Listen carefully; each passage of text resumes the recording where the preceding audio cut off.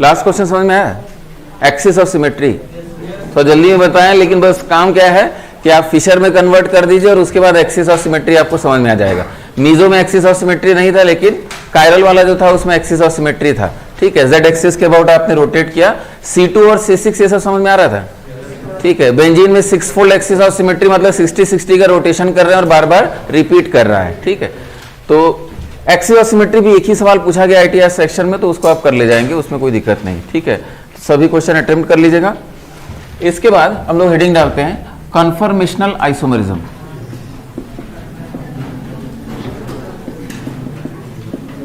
Conformational isomerism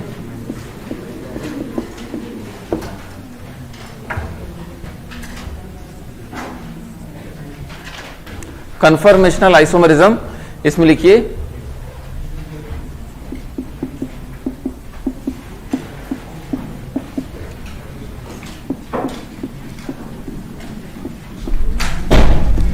different arrangement of atoms,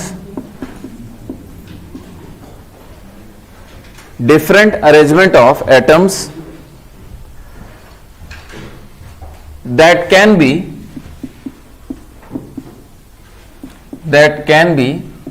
converted to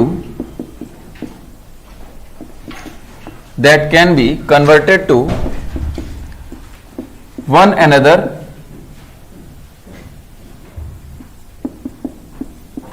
by rotation across sigma bond.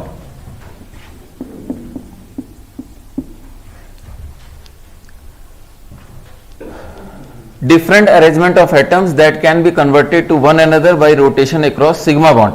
Sigma bond के नाम rotation से जो different arrangements होते हैं एटम्स के, उसी को क्या बोलते हैं हम लोग? कन्फर्मेशनल आइसोमर्स बोलते हैं। ठीक है, तो कन्फर्मेशनल आइसोमरिज्म की अगर बात किया जाए फिर से, अच्छा काफी आसान टॉपिक है और काफी मुश्किल भी है, क्योंकि कई कन्फर्मेशन थोड़ा समझने में दिक्कत होती है और थोड़ा सा जल्दी से भी इस टॉपिक को हम लोग निकालेंगे, क्योंकि इतना समय नहीं है, काफी समय लग गया ऑप्टिकल आइसोमरिज्म में। ठीक है, तो इसलिए बड़े ध्यान से चीजों को समझिएगा, एक बार में समझिएगा। जैसे अगर मान लीजिए CH3 की बात किया जाए, यानी अगर इथेन की बात किया जाए, ठीक है, तो इसमें अगर रोटेशन की बात किया जाए तो यहां हम रोटेशन अगर कराएं, ठीक है, सिग्मा बॉन्ड का फ्री रोटेशन यहां अगर कराएं तो डिफरेंट अरेंजमेंट्स हमको मिलने जा रहे हैं। तो अगर कुछ पॉसिबिलिटी हम बनाएं आपको, तो एक ये पॉसिबिलिटी है, इस टाइप से बना दिया, और दूसरी पॉसिबिलिटी क्या बना दिया, अगर मान लीजिए 180 डिग्री आपने रोटेशन कर दिया तो कुछ ऐसा बन गया। ठीक है, बनाते चलिए इसको, बहुत समझाने का नहीं है।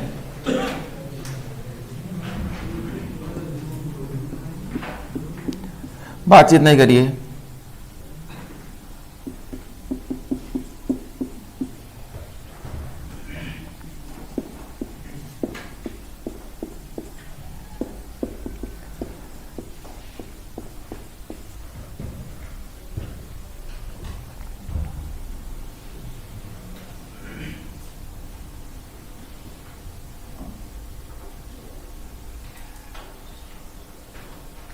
अच्छा, इसको सॉहर्स प्रोजेक्शन बोला जाता है। सॉहर्स ये क्या है? इक्लिप्स्ड है। सॉहर्स क्या है? स्टैगर्ड है, 3 डायमेंशनल स्ट्रक्चर बनाया है। स्ट्रक्चर समझना बड़ा आसान है।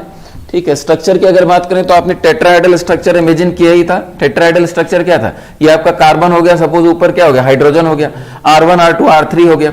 अब इसी स्ट्रक्चर को हम मान लीजिए ऐसे आपकी तरफ दिखाएं, ठीक है, तो आपकी तरफ दिखाएं तो आपकी तरफ क्या दिख रहा है? ये वाला CH बॉन्ड आपकी तरफ दिख रहा है, ये ना, और बाकी दूसरा वाला कहां दिख रहा है? इधर दिख रहा है। तीसरा वाला कहां है? इधर दिख रहा है। समझ में आ रही बात? और ऐसा ही एक टेट्राहेड्रल इधर इमेजिन कर लीजिए, तो इधर आपका कैसे हो जाएगा? ऐसे हो जाएगा। क्लियर है? बाकी अरेंजमेंट भी समझ रहे हैं कैसे होगा? यहां आपका बाहर की तरफ और यहां भी क्या हो गया? इस तरीके से हो जाएगा। अब अगर रिलेटिवली आप इसको और इसको खाली देखें ध्यान से, इसको और इसको, तो एक बॉन्ड तो आपका इस प्रकार से है, बाकी स्ट्रक्चर आप समझ रहे हैं आपकी तरफ है, और दूसरा बॉन्ड कहां? ऐसे है। समझ में आ रही बात? तो ये इसके जस्ट क्या है? पीछे है। अगर हम साइड व्यू दिखाएं तो आपको ऐसा दिखेगा। ठीक है, तो इसको क्या बोले? इक्लिप्स बोले।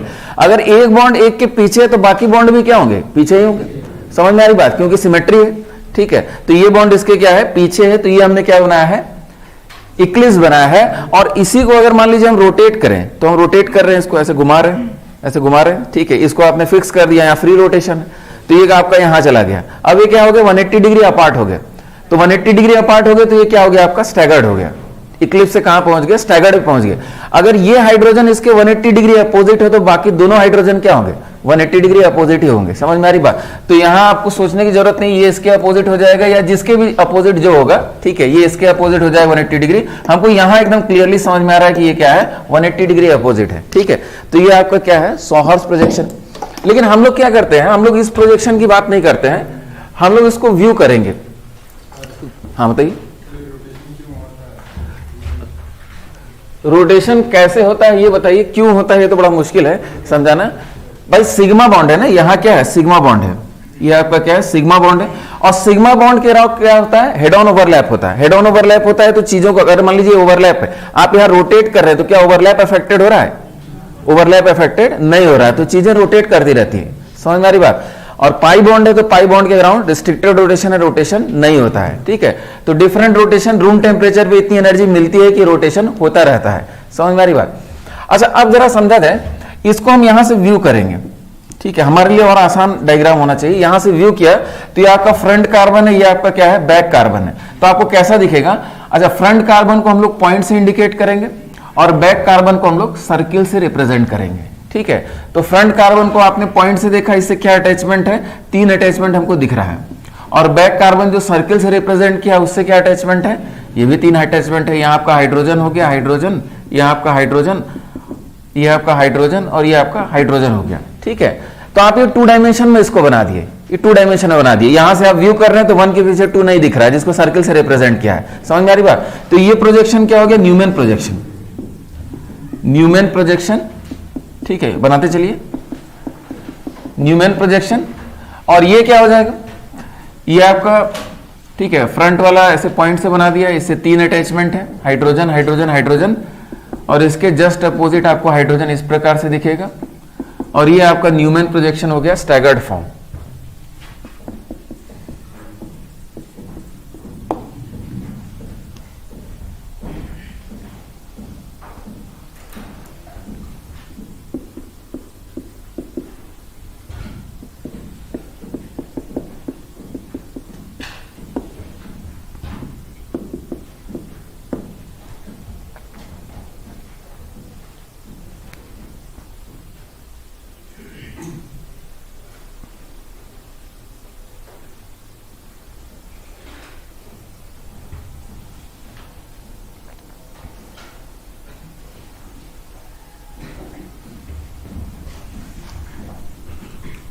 ठीक है, अब यानी हम लोग 2 डायमेंशन में इसको डील करेंगे, ऐसा स्ट्रक्चर डील करेंगे। न्यूमैन प्रोजेक्शन की बात करेंगे, सॉहर्स प्रोजेक्शन की उतनी बात नहीं करेंगे।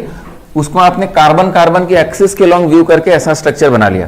तो ये आपका न्यूमैन प्रोजेक्शन हो गया इक्लिप्स्ड, और ये क्या हो गया आपका स्टैगर्ड हो गया, ठीक है, इसको स्टैगर्ड बोल रहे हैं। अच्छा अब यहां 2-3 टर्म समझा जाए, यानी और हमारे लिए चीजें आसान हो गई। अगर हम बनाएं इसको फिर से, तो ये आपका हाइड्रोजन हो गया। यहां हो क्या रहा है एक्चुअल में, इसको समझने की कोशिश किया जाए। हमने क्या किया, 60 डिग्री क्लॉकवाइज रोटेशन कर दिया, सामने वाले को फिक्स करिए, पीछे वाले को रोटेट करिए। तो 60 डिग्री क्लॉकवाइज रोटेशन कर दिया तो आपको क्या मिल गया, स्टैगर्ड मिल गया। यहां आपका हाइड्रोजन आ गया। फिर आपने 60 डिग्री क्लॉकवाइज रोटेशन कर दिया, फिर से क्या हो गया, ये इक्लिप्स्ड हो गया, ठीक है। अच्छा 2 डायमेंशन में आपको ये एंगल दिखेगा कितना, ये 120 का एंगल दिखेगा, जबकि एक्चुअल में 120 का एंगल नहीं है, 109 डिग्री 28 मिनट है। ये आपका बाहर है थोड़ा, और ये भी क्या है, बाहर है, सामने से देख रहे थे। समझ में आ रही बात? लेकिन ये एंगल आपको दिखेगा अभी कितना, 120 का एंगल दिखेगा। समझ में आ रही बात? क्योंकि 2 डायमेंशन में बोर्ड के प्लेन में बना दिया है आपने। तो 60 डिग्री रोटेट कर रहे हैं, तो अगेन क्या हो जाएगा बताइए। तो आपका सामने वाला आपने फिक्स किया था और ये उसके पीछे आ जाएगा, हाइड्रोजन, हाइड्रोजन, हाइड्रोजन, दोबारा से आपका इक्लिप्स्ड हो गया, फिर से आपने रोटेशन किया, ठीक है। अब यहां एक टर्म हम क्या इंट्रोड्यूस करने जा रहे हैं, सामने वाला फ्रंट CH और बैक CH के बीच जो बॉन्ड एंगल होगा 2 डायमेंशन में, उसको हम बोलेंगे डाइहेड्रल एंगल। समझ में आ रही बात? तो अभी डाइहेड्रल एंगल कितना दिख रहा है, 0 डिग्री। सामने वाला CH बॉन्ड और पीछे वाले CH बॉन्ड के बीच 2 डायमेंशन में जो एंगल दिखेगा वो क्या है, डाइहेड्रल एंगल है। यहां डाइहेड्रल एंगल कितना हो गया, 60 डिग्री हो गया, ठीक है। ये डाइहेड्रल एंगल हो गया और ये आपका क्या हो गया, 60 degree dihedral angle, dihedral angle. अच्छा यहां रोटेशन का कंसेप्ट है। आप रोटेट करके घुमा के फिर वहीं आ गए तो सेम स्ट्रक्चर बना। ये कंसेप्ट समझने की कोशिश करेगा। देखने को तो हमको ये दोनों सेम ही लग रहा है, ये दोनों सेम है भी, समझ में आ रही बात, लेकिन अगर कंफर्मेशन पॉइंट ऑफ व्यू से बात करेंगे तो अलग अलग है। क्यों? क्योंकि यहां डाइहेड्रल एंगल क्या है 0 डिग्री, यहां क्या है 60 डिग्री और यहां क्या है 120 डिग्री। ठीक है, डाइहेड्रल एंगल चेंज कर रहा है 120 डिग्री, फिर उसको रोटेट कर दिया 60 डिग्री तो 180 डिग्री। तो आपने क्या रेफरेंस लिया इस पर डिपेंड करता है। और पूरा घूम के आएंगे तो दोबारा आपका क्या हो जाएगा 0 डिग्री का डाइहेड्रल एंगल हो जाएगा, तो फिर से सेम स्ट्रक्चर बन गया। इस कंसेप्ट से इसको सीखेंगे। ठीक है, तो यहां डाइहेड्रल एंगल आपका क्या हो गया, जिसके बीच आप मेजर कर रहे हैं, यहां क्या हो गया आपका 120 डिग्री का डाइहेड्रल एंगल हो गया। ठीक है, तो पहले ऐसे बना लीजिए। अच्छा, यहां बहुत कुछ बात करने का नहीं है क्योंकि 60-60 रोटेट कर रहे हैं, वापस से सेम बनता चला रहा है, एक ही जैसा स्ट्रक्चर हो रहा है। तो इसमें खाली डाइहेड्रल एंगल को हम लोग डिफाइन कर सकते हैं और एक दो पॉइंट सीख सकते हैं। पहले इसको बना लीजिए। हाँ बताइए क्या करें।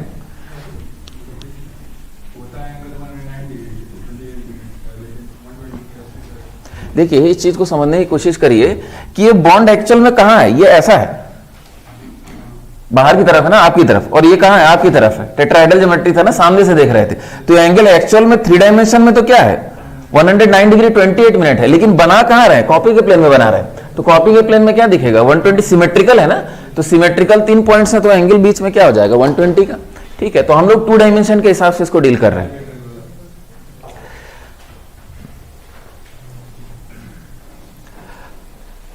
ठीक है, फ्रंट बॉन्ड और बैक बॉन्ड के बीच 2 डायमेंशन में जो आपको एंगल दिख रहा है वही डाइहेड्रल एंगल है। ठीक है, जैसे एक दूसरे के पीछे हैं तो डाइहेड्रल एंगल कितना है 0 डिग्री है। आपने 60 डिग्री का रोटेशन किया, क्या दिख रहा है 60 डिग्री का। ठीक है, तो डाइहेड्रल एंगल पे भी सवाल पूछेगा। अच्छा, अब यहां समझा जाए तो ये आपका क्या हो गया इक्लिप्स्ड हो गया, ये आपका स्टैगर्ड हो गया, फिर इक्लिप्स्ड हो गया, फिर स्टैगर्ड हो गया। ठीक है, इनमें अगर देखा जाए तो इनमें ज्यादा स्टेबल फॉर्म कौन सा है, तो ज्यादा स्टेबल फॉर्म स्टैगर्ड फॉर्म होता है। ठीक है, स्टैगर्ड फॉर्म क्यों ज्यादा स्टेबल होता है, तो कई थ्योरी यहां दी जाती है पर्टिकुलरली कि भाई एक के पीछे अगर एक बॉन्ड होंगे तो उसमें क्या होगा रिपल्शन होगा, और रिपल्शन होगा तो ये क्या हो जाएगा एनर्जी बढ़ जाएगा। ठीक है, कितनी एनर्जी, तो लगभग इसकी एनर्जी ज्यादा हो जाती है, इसकी कम हो जाती है, तो ये क्या है ज्यादा स्टेबल फॉर्म है। ठीक है, तो स्टैगर्ड, ठीक है, ये इक्विलिब्रियम है, इक्लिप्स्ड, स्टैगर्ड और इक्लिप्स। तो स्टैगर्ड को अगर इक्लिप्स में ले जाना है तो एनर्जी देना पड़ेगा। इसका डेल्टा एच क्या होगा, इसका डेल्टा एच क्या होगा पॉजिटिव होगा, क्योंकि एनर्जी आपको देना पड़ेगा। ठीक है, या इक्लिप्स को स्टैगर्ड में ले जा रहे हैं तो एनर्जी क्या होगा रिलीज होगा। ठीक है, एनर्जी डिफरेंस की अगर बात करें, पर्टिकुलरली हम इथेन की बात कर रहे थे, तो इथेन में 3 किलो कैलोरी पर मोल का डिफरेंस आता है। इसको ग्राफ से भी अगर समझा जाए, ठीक है, तो ग्राफ यहां मान लीजिए थीटा एंगल ये आपका 0 डिग्री, डाइहेड्रल एंगल की बात करें 60 डिग्री, ये आपका 120 डिग्री हो गया। इसके बाद क्या हो जाएगा आपका, ठीक है 180 डिग्री। ठीक है, इस टाइप से रिपीट करेगा, तो इसीलिए ज्यादा इसमें आगे नहीं बढ़ते हैं। तो एक का एनर्जी लेवल ज्यादा होगा, दूसरे का नीचे हो जाएगा। 0 डिग्री पे क्या था आपका इक्लिप्स था, 120 पे इक्लिप्स हो जाएगा, 180 पे स्टैगर्ड हो जाएगा। तो इस टाइप से आपका एनर्जी चल रहा है, और ये जो डिफरेंस है ये आपका 3 किलो कैलोरी पर मोल।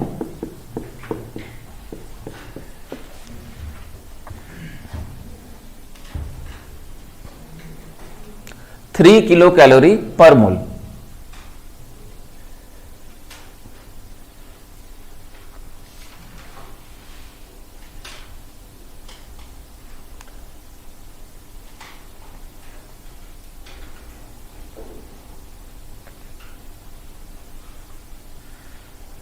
ठीक है, तेजी से लिखिए, इसमें कुछ है नहीं। अच्छा, ये समझा जाए, ये तो आपका क्या हो गया, ये आपका स्टैगर्ड हो गया, और ये आपका क्या है इक्लिप्स्ड है। तो यहां तो कुछ बहुत समझने का नहीं है, बार बार वो रिपीट कर रहा है 3 किलो कैलोरी पर मोल, ये आपका डाइहेड्रल एंगल हो गया। ठीक है, अच्छा अगर मान लीजिए आप इसको हीट करते हैं, टेम्परेचर बढ़ाते हैं, तो टेम्परेचर बढ़ाएंगे तो इक्विलिब्रियम किधर शिफ्ट करेगा, तो टेम्परेचर बढ़ाएंगे तो किधर जाएगा, किसका परसेंटेज बढ़ने लगेगा, इक्लिप्स का परसेंटेज बढ़ने लगेगा। ली चैटलियर्स प्रिंसिपल से इसको एक्सप्लेन किया जा सकता है, समझ में आ रही बात।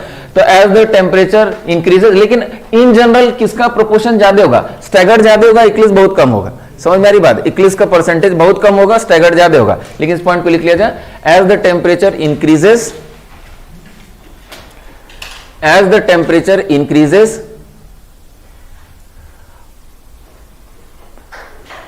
percentage of eclipse form increases as the temperature increases, temperature of eclipse form increases, endothermic direction में रिएक्शन जाने लगेगा, ठीक है। as the temperature increases, percentage of eclipse form increases, percentage of eclipse form increases, Eclipse form का percentage बढ़ने लगेगा, endothermic direction में reaction जाने लगेगा। ये इक्विलिब्रियम है, और इक्विलिब्रियम में अच्छा ये रूम टेम्परेचर पे एनर्जी अवेलेबल हो जाती है, इसीलिए हम बोलते हैं फ्री रोटेशन। लेकिन ये रोटेशन फ्री नहीं है, उसके लिए एनर्जी तो चाहिए रही है, लेकिन रूम टेम्परेचर पे आपको इतनी एनर्जी मिल जाती है कि रोटेट करता जा रहा है। और मोस्ट ऑफ द टाइम ये किस फॉर्म में है? स्टैगर्ड फॉर्म में, और इक्लिप्स में जा रहा है, फिर तुरंत कहां चले जा रहा है? स्टैगर्ड फॉर्म में। समझ में? ज्यादा समय किस में बिता रहा है? स्टैगर्ड फॉर्म में बिता रहा है। इस तरीके से भी आप बोल सकते हैं, लेकिन रूम टेम्परेचर पे एनर्जी मिल जाती है, जिससे इंटर कन्वर्जन चलते रहते हैं। क्लियर है?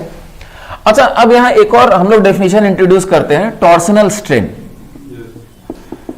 Torsional strain, what is torsional strain बताएंगे? तो यहां एक तो टॉर्सनल स्ट्रेन को कई तरीके से डिफाइन किया जाता है, थोड़ा ये मुश्किल टर्म है, ठीक है, लेकिन अभी आसान बना के समझा जाए, बहुत इसकी कॉम्प्लेक्सिटी में हम लोग नहीं जाएंगे। टॉर्सनल स्ट्रेन का एक और नाम हम लोग सिंपल रखेंगे, इक्लिप्सिंग स्ट्रेन। Eclipsing strain. तो यहां इसको डिफाइन करने का पहला पॉइंट क्या होता है कि आपने कहा स्टैगर्ड ज्यादा स्टेबल है, इक्लिप्स क्या है? कम स्टेबल है। तो स्टैगर्ड को इक्लिप्स में ले जाएंगे तो क्या हो जाएगा? रिपल्शन होगा। समझ में आ रही बात? तो repulsion towards rotation is called as torsional strain. समझ में? स्ट्रेन मतलब अनस्टेबिलिटी, कहीं भी स्ट्रेन शब्द है तो उसका मतलब क्या है? अनस्टेबिलिटी, एनर्जी बढ़ रही है किसी कारण से। तो पहला पॉइंट इसमें लिखा जाए, repulsion towards rotation. Repulsion towards rotation, repulsion towards rotation is called as torsional strain. Repulsion towards rotation is called as torsional strain.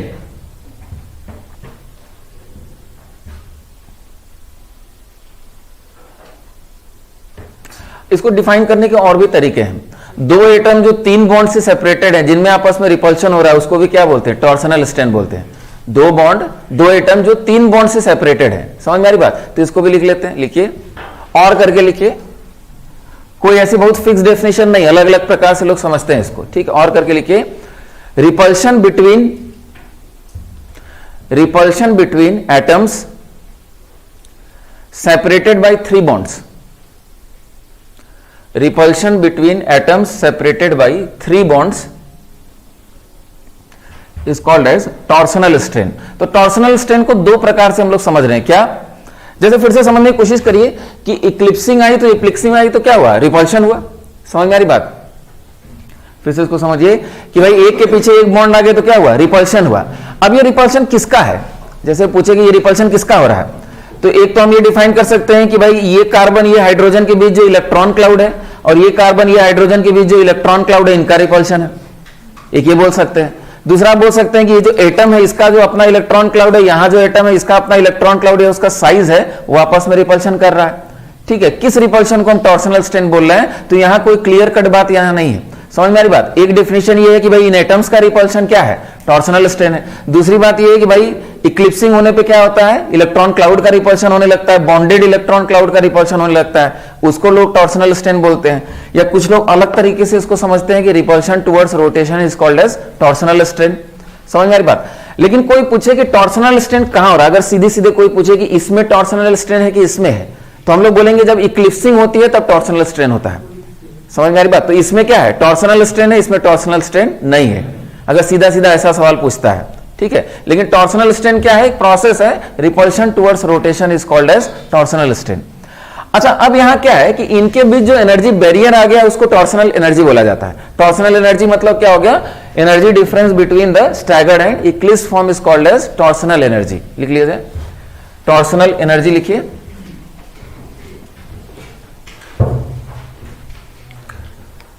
Energy difference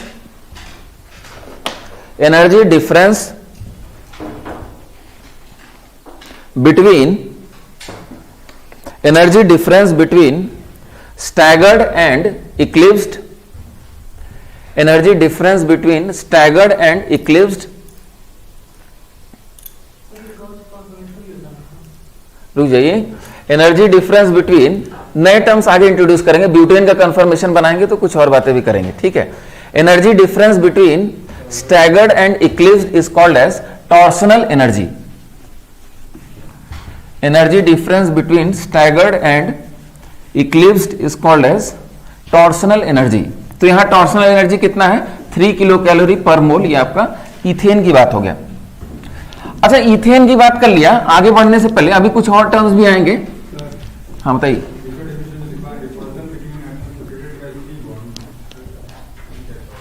repulsion between atoms separated by 3 bonds, जो हमने structure आपको बनाया था शुरू में, ये आपका hydrogen हो गया, यहां आपका क्या हो गया, हाइड्रोजन हो गया, ठीक है, इस टाइप से बनाया था ना। तो 1 बॉन्ड, 2 बॉन्ड, 3 बॉन्ड, तो इनका जो आपस में रिपल्शन हो रहा है, इसको हम लोग क्या बोल रहे हैं, टॉर्सनल स्ट्रेन बोल रहे हैं। समझ में आ रही बात, repulsion between atom separated by 3 bonds, ठीक है, is called as torsional strain. तो अलग अलग प्रकार से लोग डिफाइन करते हैं, ठीक है। तो इक्लिप्स फॉर्म में जो स्ट्रेन होता है वो क्या है, टॉर्सनल स्ट्रेन है। सीधी सीधी बात किया जाएगा, बहुत कंफ्यूजन नहीं पाला जाए। आगे बढ़ते हैं। इससे पहले आगे बढ़ा जाए, कन्फर्मेशनल आइसोमरिज्म कहां होता है, इसको पहले समझा जाए। कन्फर्मेशनल आइसोमरिज्म कहां होता है, जैसे रोटेशन की अगर बात करें तो रोटेशन, जैसे मान लीजिए हम CH4 बनाते, तो रोटेशन तो यहां भी हो रहा है, फ्री रोटेशन, लेकिन क्या इसमें कन्फर्मेशनल आइसोमरिज्म हो रहा है, नहीं हो रहा है। क्यों नहीं हो रहा है, कोई एक बताए क्यों नहीं हो रहा है, कन्फर्मेशनल आइसोमरिज्म क्यों नहीं होगा, बताइए। कोई नई डिस्टेंसेस जनरेट नहीं हुई। कन्फर्मेशनल आइसोमरिज्म मतलब रोटेशन से नई डिस्टेंसेस जनरेट करना। इक्लिप्स में डिस्टेंस अलग है, स्टैगर्ड में क्या है, अलग है, जबकि यहां आप रोटेट करिए कोई डिस्टेंस आपकी जनरेट नहीं होगी या कोई एनर्जी लेवल्स में चेंज नहीं आएंगे। समझ में आ रही बात। तो इसका मतलब यहां कन्फर्मेशनल आइसोमरिज्म नहीं होगा, फ्री रोटेशन है। तो इसका मतलब कहां पे होगा, तो इस पॉइंट को लिख लेते हैं, लिखिए, to show conformational isomerism, to show conformational isomerism, there should be 4 atoms, there should be 4 atoms attached only through sigma bond. There should be 4 atoms attached only through sigma bond.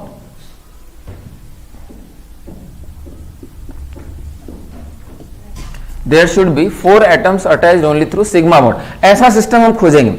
अच्छा, ये शुरुआत में समझने के लिए है, 2-4 क्वेश्चन करेंगे, अपने आप आपको समझ में आ जाएगा कि हमको कोई बहुत जरूरत नहीं है इसकी, हम तो अपने आप इसको कर लेंगे, ठीक है। तो एक क्वेश्चन लिखिए, which of the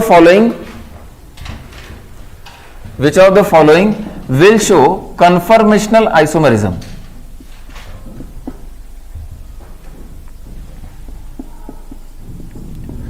Which of the following will show conformational isomerism?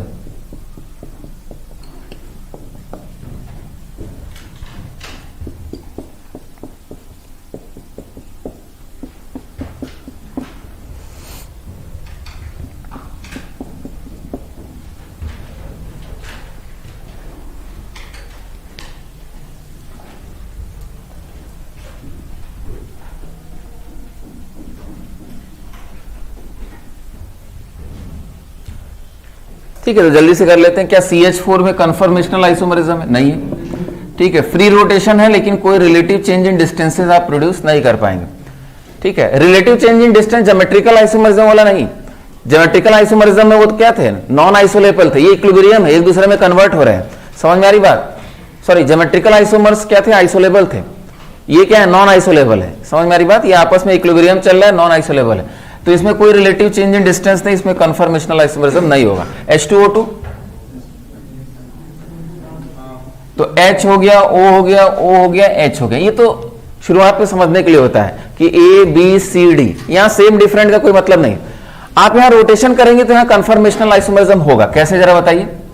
तो यहां आपके पास लोन पेयर भी है, ठीक है, लोन पेयर भी है, तो आप इसका अगर कन्फर्मेशनल आइसोमर्स बनाएंगे तो एक पॉसिबिलिटी क्या हो सकती है, सामने अगर मान लीजिए हम डॉट को ऑक्सीजन मान रहे हैं, तो इससे क्या क्या अटैच है बताइए। तो 2 लोन पेयर है, हाइब्रिडाइजेशन sp3 है, और एक क्या है, हाइड्रोजन है। और पीछे हमने ऑक्सीजन को सर्किल से रिप्रेजेंट किया, इससे क्या अटैच है, इससे भी क्या अटैच है, 2 लोन पेयर है, और एक क्या है आपका हाइड्रोजन। ये एक पॉसिबिलिटी बन गई, समझ में आ रही बात, ठीक है। और भी पॉसिबिलिटी बन सकती है, आप रोटेट कर दीजिए, रोटेट कर दिया तो आपका स्ट्रक्चर क्या हो गया, सामने वाले को मान लीजिए फिक्स किया आपने, और हमने यहां कर दिया इसको, और यहां आपका क्या हो गया, लोन पेयर हो गया। ये पॉइंट क्लियर है, ये आपके कंफर्मेशन है, ठीक है। सिंप्लिसिटी के लिए आप ऐसे भी समझ सकते हैं कि ये आपका मान लीजिए हाइड्रोजन है, यहां आपका हाइड्रोजन है, तो हाइड्रोजन हाइड्रोजन के बीच तो डिस्टेंस चेंज हो ही रही है, समझ में आ रही बात, तो इसके भी डिस्टेंस चेंज हो रही है, तो निश्चित रूप से इसमें कन्फर्मेशनल आइसोमरिज्म है, ठीक है। चाहे आप लोन पेयर की बात करें तो एनर्जी बैरियर्स डिफरेंट होंगे, तो आपका कन्फर्मेशनल आइसोमरिज्म होने जा रहा है, तो ये हो जाएगा आपका NH2OH। सभी लोग बताइए, या आपके पास लोन पेयर हो गया, या आपका ऑक्सीजन हो गया, या आपका H हो गया। अच्छा, ये भी डिपेंड करता है कि किसके बीच रोटेशन कर रहे हैं। यहां ऑक्सीजन हाइड्रोजन के बीच रोटेशन से नहीं मिलेगा, नाइट्रोजन ऑक्सीजन के बीच अगर आप रोटेशन करेंगे तो डिफरेंट एनर्जी बैरियर्स मिलेंगे, क्योंकि यहां 2 लोन पेयर एक हाइड्रोजन है, और यहां क्या एक लोन पेयर 2 हाइड्रोजन है, तो आपस में रिलेटिव डिस्टेंसेस चेंज होंगी। ये क्लियर है, ठीक है। तो बिल्कुल इसमें आप चाहे फॉर्मूला लगा लें कि ABCD है, तो इसमें बीच में सिग्मा बॉन्ड ही है, तो डिफरेंट रिलेटिव अरेंजमेंट्स मिल जाएंगे। यहां बताइए N2H4, सभी लोग बताइए,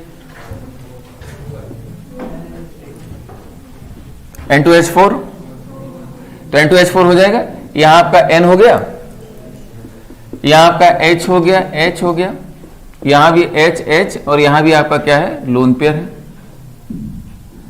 ठीक है। सामने मान लीजिए हम नाइट्रोजन ही बना दे ऐसे सिंप्लिसिटी के लिए, ये आपका हाइड्रोजन हो गया, हाइड्रोजन, और पीछे सर्किल मान लीजिए नाइट्रोजन रिप्रेजेंट कर रहा है, ये नाइट्रोजन है, इससे क्या क्या अटैच हो सकता है, तो हाइड्रोजन हो गया, हाइड्रोजन हो गया, और यहां क्या हो गया, लोन पेयर हो गया।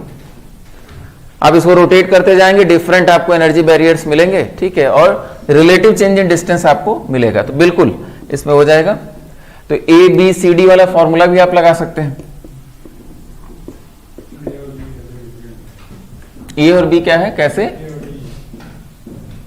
अरे यहां फिर से समझिए, यहां ये डिफरेंट और सेम का कंसेप्ट नहीं है, ठीक है। ये सेम भी हो सकते हैं, आप ए कर लीजिए, उससे हमको लेना देना नहीं।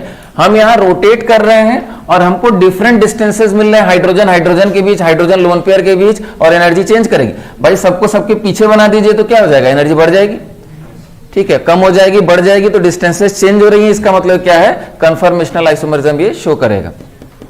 C2H4, तो C डबल बॉन्ड C हो गया, यहाँ H हो गया, H हो गया। अब यहां तो फ्री रोटेशन ही बंद कर दिया है आपने, यहां क्या है, फ्री रोटेशन नहीं है, कन्फर्मेशनल आइसोमरिज्म ये नहीं शो करेगा। ये क्लियर है ना।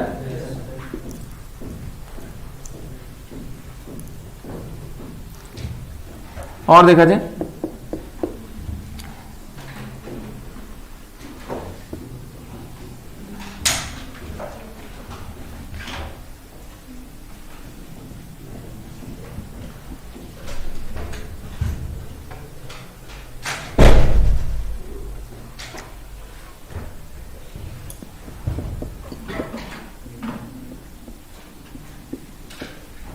सॉरी ये कब से बंद है,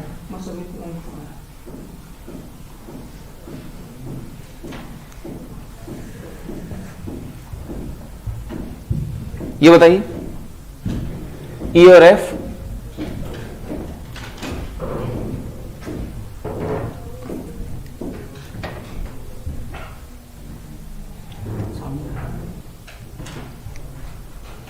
आवाज आ रही है, ठीक है। E और F बताइए, क्या कन्फर्मेशनल आइसोमरिज्म शो करेंगे, सभी लोग बताइए।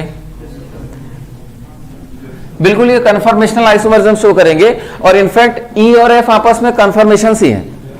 ये पॉइंट समझ में आ रहा है, ठीक है। आपने यहां क्या बना दिया, अच्छा कोई कहे कि सर ABCD बीच में पाई बॉन्ड आ गया, उससे लेना देना नहीं, ये चीज समझने की कोशिश करिए। आपको ऐसे समझना है तो आप यहाँ A मान लीजिए, इसको B मान लीजिए, इसको C, और यहाँ हाइड्रोजन है उसको D मान लीजिए, समझ में आ रही बात, ठीक है। अगर ऐसे समझना चाहते हैं, हम ये कह रहे हैं कि यहाँ आप रोटेशन कर सकते हैं, तो बिल्कुल कर सकते हैं। तो C डबल बॉन्ड C और C डबल बॉन्ड C की डिस्टेंसेस क्या हो रही है, चेंज हो रही है, और वही चीज बना हुआ है आपके सामने, समझ में आ रही बात। तो दे आर कन्फर्मेशंस, बिल्कुल कन्फर्मेशनल आइसोमरिज्म शो करेगा।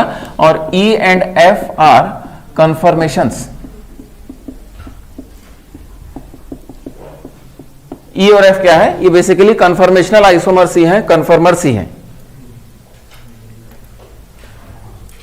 ई का स्ट्रक्चर पहचान रहा है, ये स्ट्रक्चर का नाम क्या है, किसी को पता है?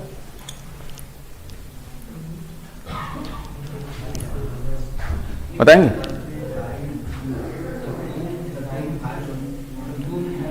इसको बोलते हैं आइसोप्रीन।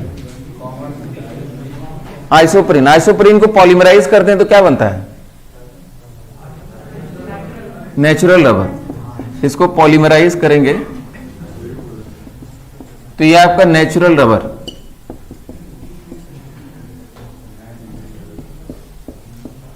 नेचुरल रबर मिलता है। अच्छा, एक चीज समझने की कोशिश करिए, ये जो डबल बॉन्ड दोनों एक तरफ है, और घुमा रहे हैं तो अपोजिट साइड चला गया, समझ में आ रही बात। तो कोई कहे कि ये ज्योमेट्रिकल आइसोमर्स नहीं, ज्योमेट्रिकल आइसोमर्स नहीं, सिग्मा बॉन्ड के नाम रोटेशन कर रहे हैं और ये ज्योमेट्रिकल आइसोमर्स नहीं, इंटर कन्वर्टेबल है, they are not geometrical isomers. Geometrical isomerism यहां है भी नहीं, क्यों? क्योंकि यहां CH2 और यहां भी क्या है, CH2 है। लेकिन अगर कन्फर्मेशन की बात करें तो इसको हम सिसॉइड कन्फर्मेशन या सिस कन्फर्मेशन बोल सकते हैं। क्यों? क्योंकि दोनों सिमिलर ग्रुप क्या है, सेम साइड है, और अपोजिट साइड चले गए तो ट्रांस कन्फर्मेशन हो गया, समझ में? सिमिलरिटी के आधार पर बोला जा सकता है। तो ये आपका क्या है, सिस कन्फर्मेशन या सिसॉइड लोग बोल देते हैं, तो हम लोग सिस सीधे लिखा जाए तो सिस कन्फर्मेशन है। और ये आपका क्या है, trans conformation. Cis trans geometrical isomerism वाला नहीं भाई, trans conformation, cis conformation and trans conformation. तो जो नेचुरल रबर होता है वो सिस का पॉलीमरिक फॉर्म होता है, ट्रांस वाले का नहीं। ये पॉइंट समझिएगा, ठीक है? एनसीईआरटी का पॉइंट है, लास्ट में पॉलीमर पढ़ेंगे तो समझ में आएगा। जो सिस का पॉलीमरिक फॉर्म होता है वही नेचुरल रबर होता है, ट्रांस वाले का नहीं, ठीक है? ट्रांस वाले का जो पॉलीमराइजेशन किया जाता है, इसका अगर पॉलीमर बनाएंगे तो इसका नाम अलग होता है। अब जो भी इसको आप पढ़ लें, ये भी एक क्वेश्चन है, जेईई मेंस का ये क्वेश्चन है कि ट्रांस वाले का पॉलीमराइजेशन किए तो क्या प्रोडक्ट बनता है, तो अलग हो गया। जबकि सिस वाले का पॉलीमराइजेशन करते हैं, सिसॉइड वाले का, तो नेचुरल रबर होता है। चलिए आगे बढ़ा जाए। तो यानी कन्फर्मेशंस कहां होंगे ये आपको समझ में आ गया। जैसे मान लीजिए अगर हम एग्जांपल को एक्सटेंड भी करें, यहां आपका OH हो गया, यहां भी आपका OH हो गया, तो क्या इसमें कन्फर्मेशनल आइसोमरिज्म है? सोच समझ के बताइए। अरे बिल्कुल हो जाएगा। कन्फर्मेशनल आइसोमरिज्म समझने की कोशिश करिए। यहां O है, H है, यहां लोन पेयर वगैरह है, यहां घुमा रहे हैं ना, तो यहां O और H की डिस्टेंसेस क्या चेंज हो रही हैं भाई? इसकी डिस्टेंसेस चेंज होगी, समझ में आ रही बात। तो डिस्टेंसेस चेंज होगी तो निश्चित रूप से ये क्या है, कन्फर्मेशनल आइसोमरिज्म, ठीक है? तो बिल्कुल कन्फर्मेशनल आइसोमरिज्म बना सकते हैं। और वन ऑफ द कन्फर्मेशन में इसका डाइपोल मोमेंट 0 होता है, बाकी सब में नॉन जीरो होता है। ये डिस्कशन भी हम लोग ने किया है। तो बिल्कुल यहां भी कन्फर्मेशनल आइसोमरिज्म हो जाएगा। या अगर हम एक और सिंपल एग्जांपल आपसे पूछें, CH3Cl, क्या इसमें कन्फर्मेशनल आइसोमरिज्म है?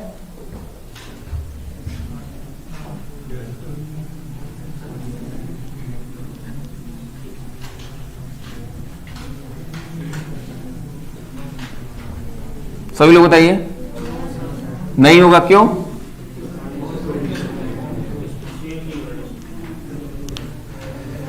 अच्छा, एक चीज समझने की कोशिश करिए, ध्यान से समझिएगा।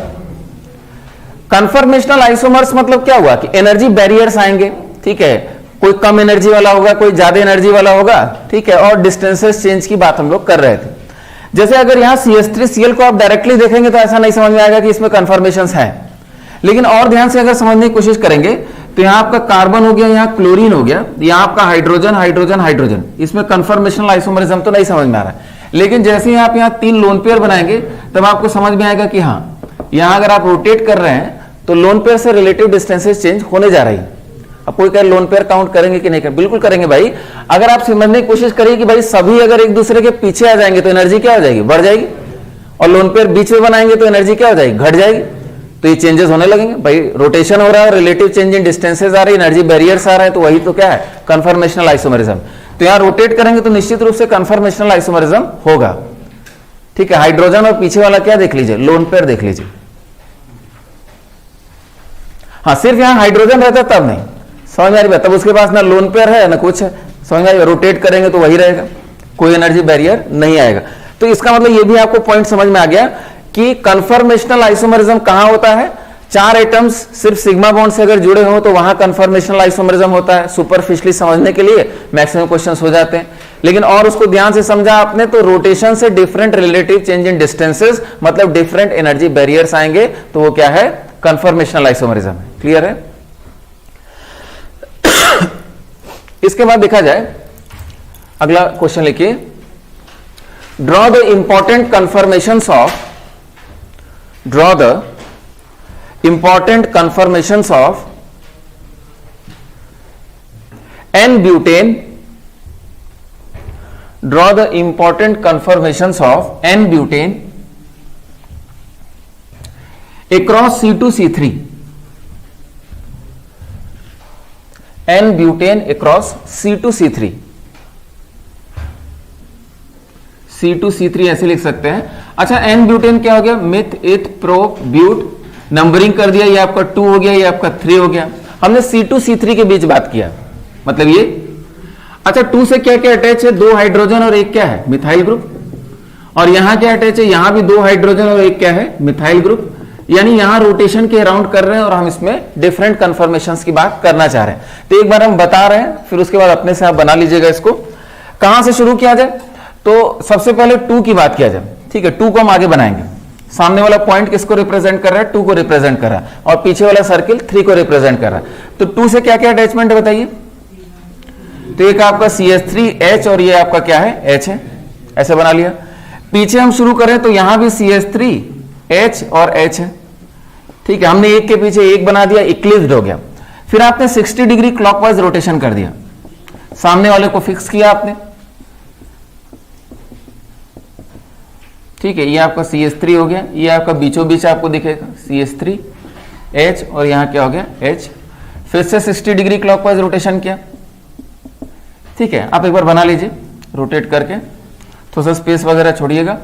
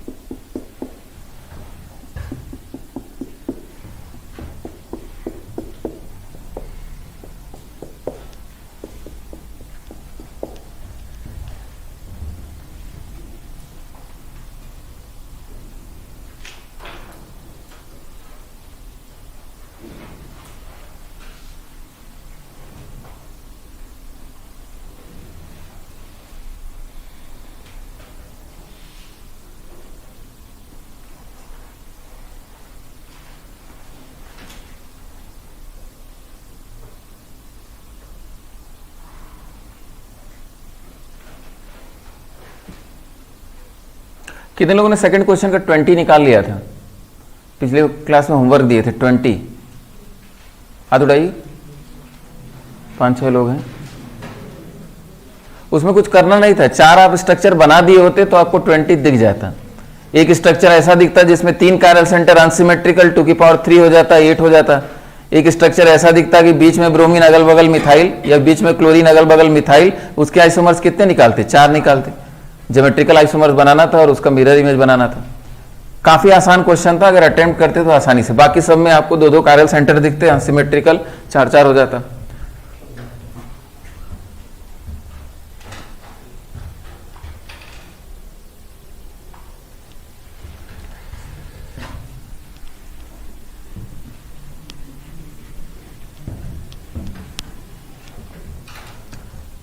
बन गया?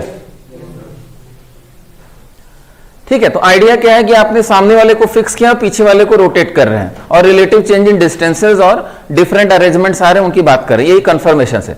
तो सबसे पहले यहां डाइहेड्रल एंगल की बात करें, CS3 को अगर हम रेफरेंस मानते हैं तो 0 डिग्री, 60 डिग्री, 120 डिग्री, यहां कितना है डाइहेड्रल एंगल 180 डिग्री, ये आपका क्या हो जाएगा 240 डिग्री। समझ में आ रही बात? या कुछ लोग यहां से मेजर करते हैं तो -120 डिग्री बोलते हैं। समझ में आ रही बात? यहां क्या हो गया, या तो आप -60 डिग्री बोलिए या यहां से पूरा मेजर करिए। समझ में आ रही बात? 300 डिग्री बोल दीजिए, तो इधर से 300 डिग्री बोलिए या यहां से आप -60 डिग्री बोलिए, और दोबारा रोटेट करेंगे तब आप फर्स्ट पे पहुंचे। समझ में आ रही बात? जो कंफर्मेशन का कंसेप्ट है वो रोटेशन का कंसेप्ट है। इसीलिए आप ये नहीं बोलेंगे कि भाई सेम दिख रहा है सर, हमको तो ये सेम दिख रहा है, ये और ये क्या दिख रहा है, सेम दिख रहा है। नहीं, रोटेशन का कंसेप्ट चल रहा है, जब तक घूम के वहां नहीं आएंगे तब तक आप सेम नहीं कहेंगे। ये पॉइंट क्लियर हो रहा है मेरे ख्याल से, ठीक है। अब क्या डिफरेंट है, यानी डाइहेड्रल एंगल बताने की जरूरत नहीं है। यहां आपका डाइहेड्रल एंगल कितना हो जाएगा 300 डिग्री, या इधर से मेजर किया तो -60 डिग्री, ठीक है। तो डाइहेड्रल एंगल आपको क्लियर है। अब यहां ये जो कंफर्मेशन है इसको हम बोलते हैं फुल्ली इक्लिप्स्ड।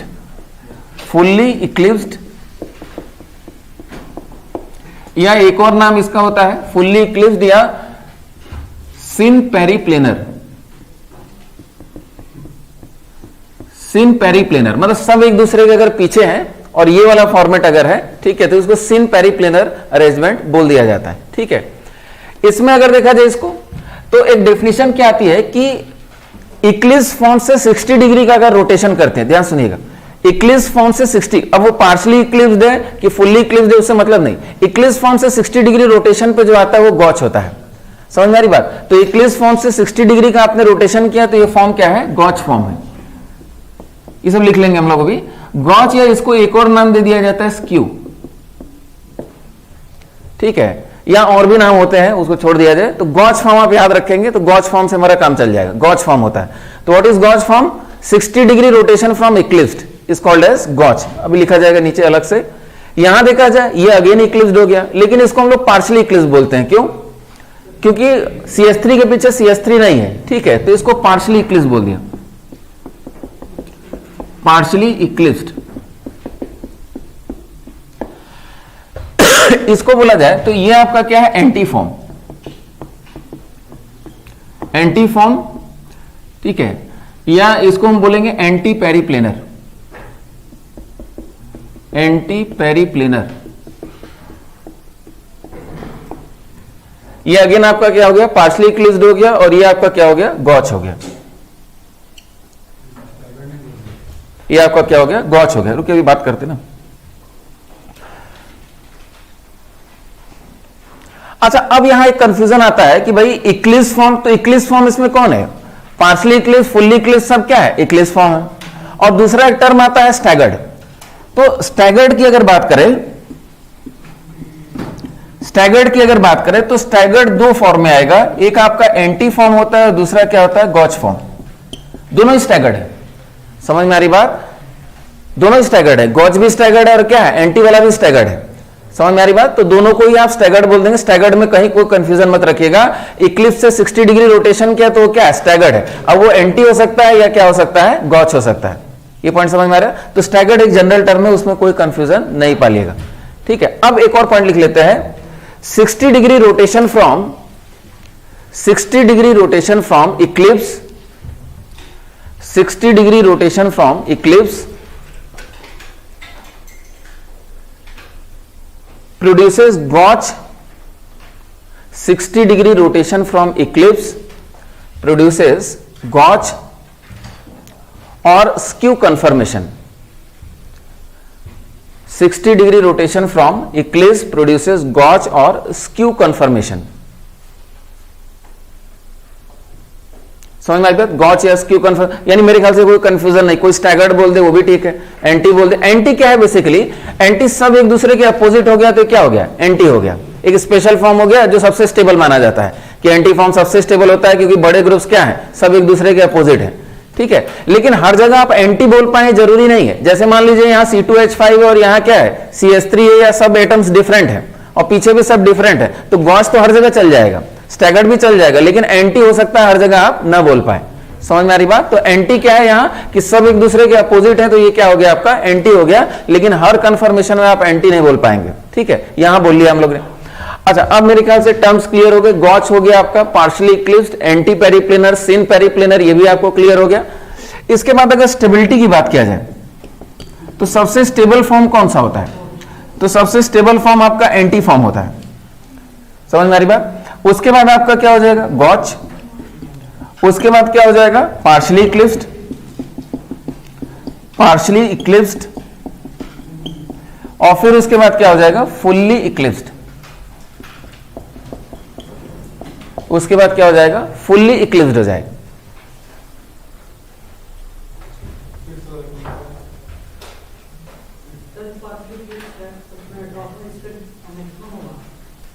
टॉर्सनल स्ट्रेन क्या होगा? मैक्सिमम क्यों होगा भाई? ठीक है, टॉर्सनल भाई जो भी स्ट्रेन, जैसा भी स्ट्रेन है, इसमें सबसे मैक्सिमम है भाई। CH3 के पीछे अगर CH3 है, बल्कि ग्रुप के पीछे बल्कि ग्रुप है, तो स्ट्रेन क्या होगा? सबसे मैक्सिमम होगा। अभी उस पे आते हैं, रुक जाइए, ठीक है। अरे फिफ्थ वाला नहीं समझ में आ रहा है, फिफ्थ क्या है? पार्शियली इक्लिप्स्ड है, ठीक है, थोड़ा सा कॉमन सेंस लगाइए। तो एंटी हो गया, गॉच हो गया, पार्शियली इक्लिप्स्ड हो गया, और क्या हो गया? फुल्ली इक्लिप्स्ड हो गया। ये तो आपका एनर्जी बैरियर हो गया। अब एक चीज और समझने की कोशिश किया जाए कि डिफरेंट टाइप्स ऑफ स्ट्रेन क्या क्या आते हैं, इनको जरा समझा जाए, ठीक है। डिफरेंट टाइप्स ऑफ स्ट्रेन्स क्या है? तो जैसे सबसे पहला स्ट्रेन क्या होता है? Angle strain, angle strain.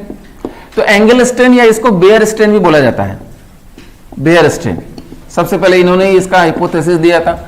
तो एंगल स्ट्रेन की बात किया जाए तो किसी भी कंफर्मेशन में एंगल स्ट्रेन नहीं है। क्यों नहीं है? क्योंकि भाई एंगल तो हाइब्रिडाइजेशन के अकॉर्डिंग है, sp3 हाइब्रिडाइजेशन है, बॉन्ड एंगल कितना है? टेट्राहेड्रल वाला ही है, समझ में आ रही बात? तो एंगल स्ट्रेन कहीं भी नहीं है। अच्छा, अब इसमें जरा समझा दे एक और बात कि अगर हम इंपॉर्टेंट कंफर्मेशंस की बात करें तो फर्स्ट आपका क्या था? फुल्ली इक्लिप्स्ड था। उसके बाद सेकंड क्या था? गॉच कंफर्मेशन। उसके बाद थर्ड क्या था? पार्शियली इक्लिप्स्ड हो गया था। और उसके बाद फोर्थ क्या हो गया था? Anti confirmation. फिर रिपीट हो रहा था, समझ में आ रही बात? तो अगर इसमें बात किया जाए तो एंगल स्ट्रेन की बात किया जाए तो एंगल स्ट्रेन तो कहीं नहीं, एंगल स्ट्रेन का इश्यू क्या है? कहीं नहीं। उसके बाद दूसरा स्ट्रेन डिफाइन किया, टॉर्सनल स्ट्रेन, टॉर्सनल स्ट्रेन। तो टॉर्सनल स्ट्रेन कहां होता है? जहां इक्लिप्सिंग होती है वहां टॉर्सनल स्ट्रेन होता है। इक्लिप्सिंग, एक दूसरे के पीछे जाएंगे तो वहां क्या होगा? Torsional strain. इसलिए हमने इसका दूसरा नाम क्या दे दिया था? Eclipsing strain, eclipsing strain. तो इक्लिप्सिंग स्ट्रेन कहां कहां जरा बताइए। तो फर्स्ट वाला क्या है? इक्लिप्स कन्फर्मेशन है। फिर उसके बाद गॉच हो गया, फिर उसके बाद क्या हो गया? इक्लिप्स हो गया, और फिर उसके बाद क्या हो गया? Anti conformation. लिख लेते हैं यहां, ये आपका क्या था? फुल्ली इक्लिप्स्ड, ये आपका क्या था? गॉच, ये आपका क्या था? पार्शियली इक्लिप्स्ड, और ये अगेन क्या हो गया था? एंटी कन्फर्मेशन या स्टैगर्ड कन्फर्मेशन, कुछ भी बोल दीजिए। तो फिर से जरा बताइए, इसमें ये स्ट्रेन नहीं है। तो कहीं भी आपसे पूछे कि भाई टॉर्सनल स्ट्रेन कहां है, तो जहां इक्लिप्सिंग होती है वहां टॉर्सनल स्ट्रेन होता है, ठीक है। तो सीधा सीधा जवाब आपका हो जाएगा, जहां इक्लिप्सिंग वहां टॉर्सनल स्ट्रेन। अब एक और स्ट्रेन समझने की कोशिश करिएगा, वॉन्डरवॉल स्ट्रेन, वॉन्डरवॉल स्ट्रेन, या इसको हम लोग बोलते हैं स्टेरिक स्ट्रेन, वॉन्डरवॉल स्ट्रेन या स्टेरिक स्ट्रेन। अब ये क्या होता है? What is van der Waals strain? तो अगर दो एटम्स, ठीक है, एक निश्चित दूरी से भी पास आ जाए तो उनमें रिपल्शन होगा, इसको वॉन्डरवॉल स्ट्रेन बोला जाता है। निश्चित दूरी मतलब अपने वॉन्डरवॉल रेडियाई से भी पास अगर आ गए तो उनमें क्या होगा? रिपल्शन होगा, और इसको हम क्या बोलते हैं? वॉन्डरवॉल स्ट्रेन बोलते हैं। ये पॉइंट क्लियर हुआ? क्या बोला हमने? दो एटम्स अगर एक निश्चित दूरी मतलब वॉन्डरवॉल रेडियाई से भी अगर पास आते हैं तो उनमें रिपल्शन होगा, जिसको हम लोग वॉन्डरवॉल स्ट्रेन बोलते हैं। या डिफाइन करने के और भी तरीके हैं कि दो एटम जो 4 बॉन्ड या उससे ज्यादा से सेपरेटेड है, दो एटम या जो 4 बॉन्ड या उससे ज्यादा से सेपरेटेड है और आपस में अगर इंटरेक्ट कर रहे हैं, वॉन्डरवॉल रेडियाई से पास आ गए, तो उनमें जो स्ट्रेन होता है उसको क्या बोलते हैं? वॉन्डरवॉल स्ट्रेन बोलते हैं। समझ में आ रही बात? तो पहले इसको हम लोग डिफाइन करते हैं, अलग से डिफाइन कर लीजिए, what is van der Waals strain.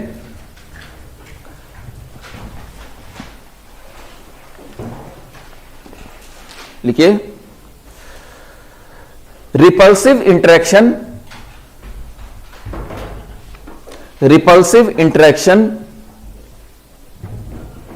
between repulsive interaction between atoms separated by at least 4 bonds. Repulsive interaction between atoms separated by at least 4 bonds. Repulsive interaction between atoms separated by at least 4 bonds. तो ज्यादा पास पास आएंगे तो उसमें repulsion होगा.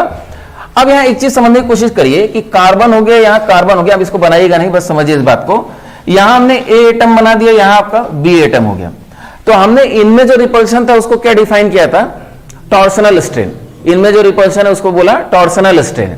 समझ में आ रही बात? उसके बाद हमने कहा कि सपोज यहां कार्बन लगा दीजिए और कार्बन से 3 हाइड्रोजन अटैच है.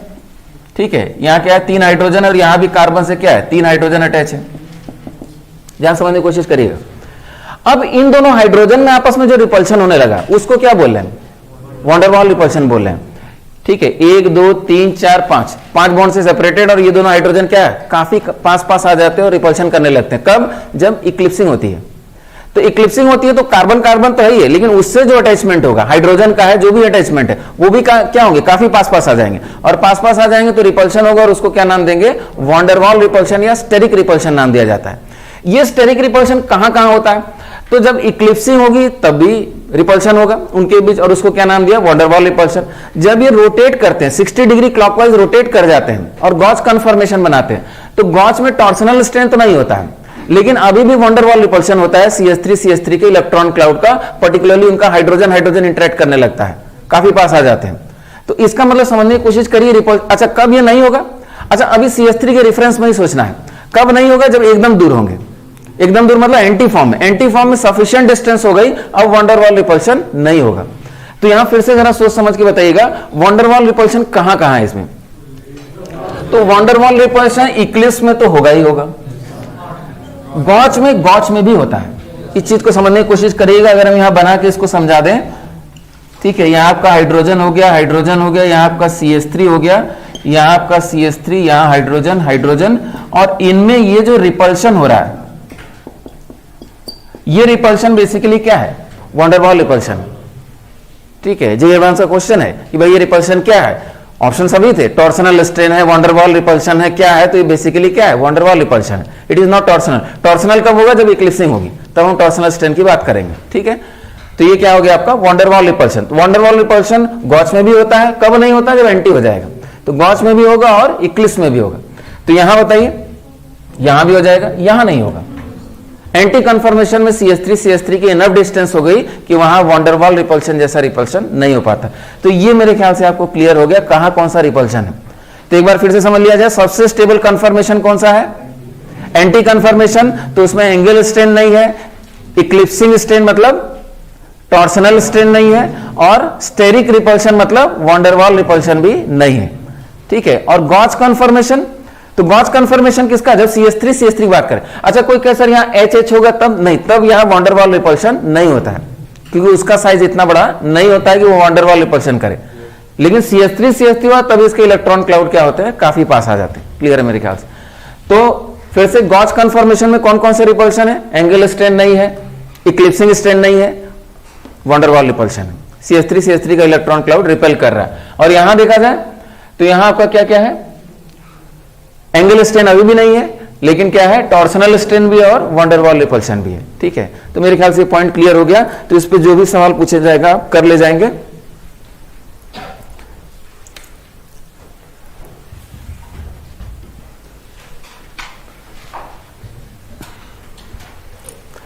अच्छा, अब एक रिलेटिव ग्राफ बनाने की बात आती है, उसको भी जल्दी से कर लिया जाए.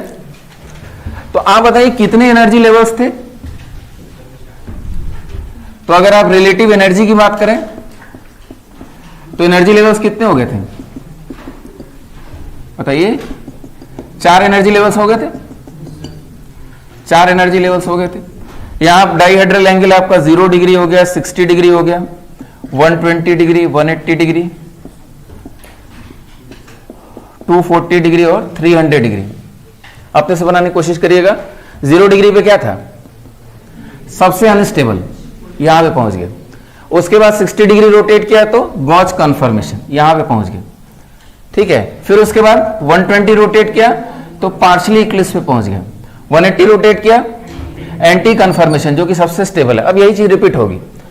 240 पे रिपीट किया तो again partially Eclipse. Partially Eclipse कहां था? पार्शली इक्लिप्स आपका ये हो जाएगा ना, हाँ ये पार्शली इक्लिप्स हो गया 240 पे। और 300 पे कहां पहुंच गए? अगेन गॉच कन्फर्मेशन पे पहुंच गए। तो कुछ इस टाइप का आपको ग्राफ दिख रहा है, और फिर आप घूम के वहीं पहुंच जाएंगे।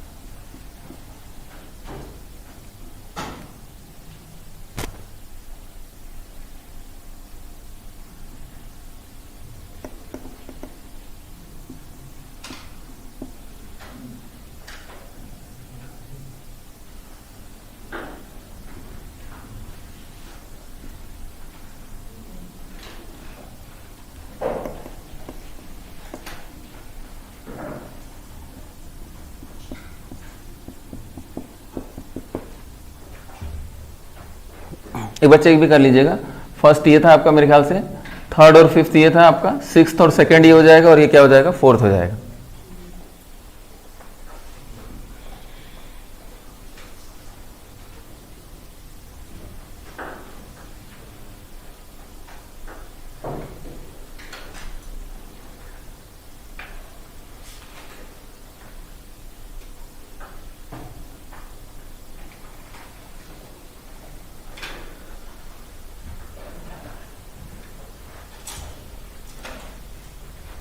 अच्छा बना लेंगे, काफी आसान है। एक चीज समझने की कोशिश करिएगा, जैसे मान लीजिए आपको कहीं से क्वेश्चन शुरू कर दे, यहां से क्वेश्चन शुरू कर दिया इसने और कहा कि भाई ये ए है, ये बी है, ये आपका सी है, ये डी है, यहाँ आपका ई है, तो आप तुरंत समझ जाएंगे कौन क्या है। कैसे समझेंगे? आप 4 एनर्जी लेवल में इसको डिवाइड कर लेंगे, समझ में आ रही बात? तो आप कहेंगे ये बेसिकली क्या है, तो आप कहेंगे भाई ये क्या है? Partially eclipsed. ये आपका क्या है? पार्शली इक्लिप्स से शुरू। हम कहीं से शुरू कर सकते हैं, आपको पूछ देंगे भाई कौन क्या है, ठीक है। तो ये क्वेश्चन पूछने का तरीका होता है इसमें। अच्छा यहाँ एक और टर्म, यानी ये क्लियर है, हम ग्राफ यहां से भी शुरू कर सकते थे, ठीक है। मिनिमम एनर्जी से ही डायरेक्ट शुरू किया, तो आपको ये समझ जाना है कि भाई कौन क्या है, आप एनर्जी लेवल्स में डिवाइड करके उसको समझ जाएंगे, क्लियर है। दूसरा एक आइडिया समझने की कोशिश करिए, एक टर्म आता है कन्फर्मेशंस, कन्फर्मेशंस और कन्फर्मर, कन्फर्मर या कन्फर्मेशनल आइसोमर, कन्फर्मेशनल आइसोमर। अब इस चीज को समझने की कोशिश करिएगा। कन्फर्मेशंस क्या है? कन्फर्मेशंस इनफाइनाइट होते हैं। कन्फर्मेशंस मतलब आप रोटेट कर रहे हैं ना, ठीक है, तो 360 में आप छोटा से छोटा एंगल का रोटेशन करिए, समझ में? ये तो 60 डिग्री रोटेट करके इंपॉर्टेंट कन्फर्मेशंस की बात कर रहे हैं, समझ में आ रही बात? तो आप रोटेशन तो किसी भी एंगल का कर सकते हैं। तो रोटेशन से जो डिफरेंट इनफाइनाइट स्ट्रक्चर्स बनेंगे, इनफाइनाइट पॉसिबिलिटीज बनेंगी, वो क्या है? कन्फर्मेशंस है, ठीक है। जबकि कन्फर्मेशनल आइसोमर्स या कन्फर्मर्स क्या होते हैं? कन्फर्मेशनल आइसोमर्स जो स्टेबल होते हैं उनको कहा जाता है। तो स्टेबल कौन है इसमें? तो एंटी वाला और गॉच वाले को रिलेटिवली हम स्टेबल मानते हैं, एंटी वाले और गॉच वाले को। यानी कन्फर्मेशनल आइसोमर्स की पॉसिबिलिटी कितनी होती है? 3। कन्फर्मेशनल आइसोमर्स क्या होंगे? 3 ही हो सकते हैं भाई। या तो CH3 बीच में आएगा, समझ में बात? गॉच में आप एक गॉच बना, फिर आपने 120 का रोटेशन किया, कहां पहुंच गए? एंटी में पहुंच गए, फिर 120 का रोटेशन किए, फिर से CH3, यानी CH3 3 बार बीच में आ सकता है, यही ना? 3 बार जो बीच में आ रहा है वही क्या है? कन्फर्मेशनल आइसोमर्स है। जबकि कन्फर्मर्स क्या है? Infinite conformers are possible. छोटे से छोटे एंगल का आप रोटेशन दे दीजिए, वो क्या है? कन्फर्मेशंस है। ये क्लियर है आपको? तो कन्फर्मेशंस आर इनफाइनाइट। जैसे आइडिया सेक्शन में आपको क्वेश्चन मिलेगा कि इंपॉर्टेंट कन्फर्मर्स की बात बताइए या इंपॉर्टेंट कन्फर्मेशनल आइसोमर्स बताइए, तो उसकी पॉसिबिलिटी क्या है? 3 है, समझ में आ रही है? 3 से ज्यादा नहीं हो सकता, ठीक है। तो इस पॉइंट को लिख लेते हैं। कन्फर्मेशंस क्या होते हैं? इनफाइनाइट।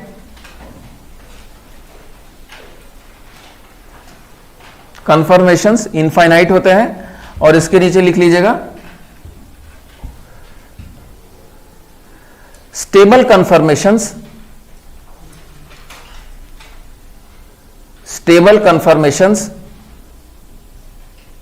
स्टेबल कन्फर्मेशंस मतलब ब्रैकेट में gauche and anti. Stable conformations bracket में gauche and anti are conformational isomers या कन्फर्मर्स।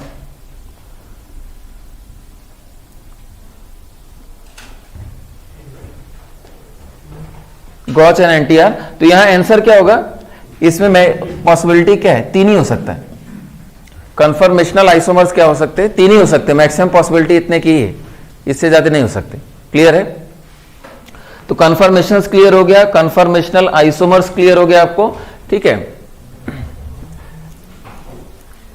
इसको डिफाइन करने का एक और तरीका होता है, ग्राफ में जो लोकल मिनिमा दिख रहा है। अब इसका क्या बहुत एग्जैक्ट मतलब है आप लोगों को समझ में आ रहा होगा। जो लोकल मिनिमा है वही क्या है, कन्फर्मेशनल आइसोमर्स है। तो लोकल मिनिमा यहां 3 जगह दिख रहा है, तो ये क्या है, कन्फर्मेशनल आइसोमर्स है। अच्छा, बाकी स्टेजेस को क्या बोला जाता है, इनको क्या बोला जा रहा है, ट्रांजिशन स्टेट। ये यहां से यहां जाने का बीच का क्या है, रास्ता। ट्रांजिशन स्टेट मतलब बीच की जो चीजें हैं जिनको हम लोग, जिनके बारे में बहुत डिस्कशन नहीं करते, तो बीच का रास्ता है बस। समझ में आ रही बात? तो हम इनकी बात करेंगे, लेकिन ये क्या है, ट्रांजिशन स्टेट, बीच की स्टेज है बस। समझ में आ रही बात? तो इनको कन्फर्मेशनल आइसोमर्स की कैटेगरी में हम लोग नहीं रखेंगे। क्लियर है? अच्छा, इसके बाद लिखिए अगला पॉइंट, लिखिए anti form is most stable.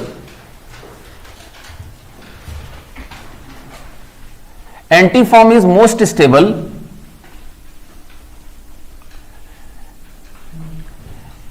except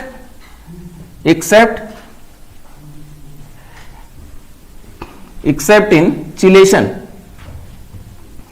Antiform is most stable except in chelation, where gauge form is most stable. Where gauge form is most stable. Where gauge form is most stable. अब ये भी बड़ा आसान logic, कि जैसे मान लीजिए अगर आप हाइड्रोजन बॉन्डिंग की बात कर लीजिए, यहां सपोज सबसे जो कॉमन एग्जांपल होता है वो OH का होता है। यहां आपका ठीक है H मान लीजिए हमने लगा दिया, यहां मान लीजिए हमने Y लगा दिया, तो Y और इसके बीच अगर हाइड्रोजन बॉन्डिंग है तो ये आपका क्या हो जाएगा, सबसे स्टेबल हो जाएगा। नहीं तो एंटीफॉर्म सबसे स्टेबल होता है। ठीक है, यहां H लगा लिया हमने, तो यहां अगर हाइड्रोजन बॉन्डिंग है या चिलेशन है तो इसमें gauche is more stable than anti. Gauche is more stable than anti.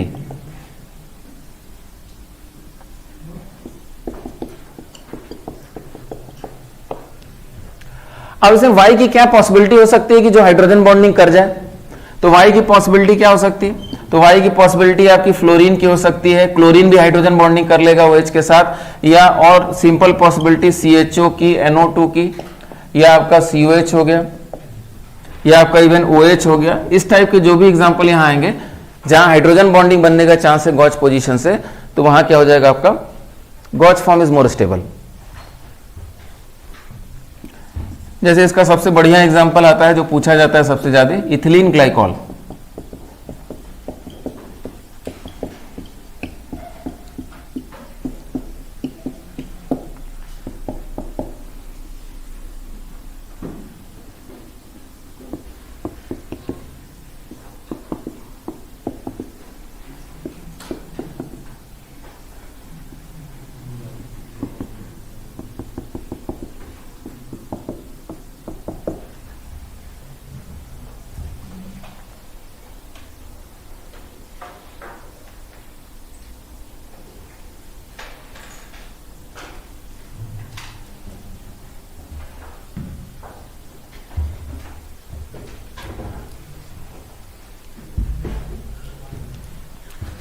अच्छा, इथिलीन ग्लाइकॉल में सबसे स्टेबल फॉर्म कौन सा हो गया, गॉच फॉर्म हो गया। सेकंड नंबर पे कौन सा होगा, एंटीफॉर्म। एंटीफॉर्म हो जाएगा। समझ में आ रही बात?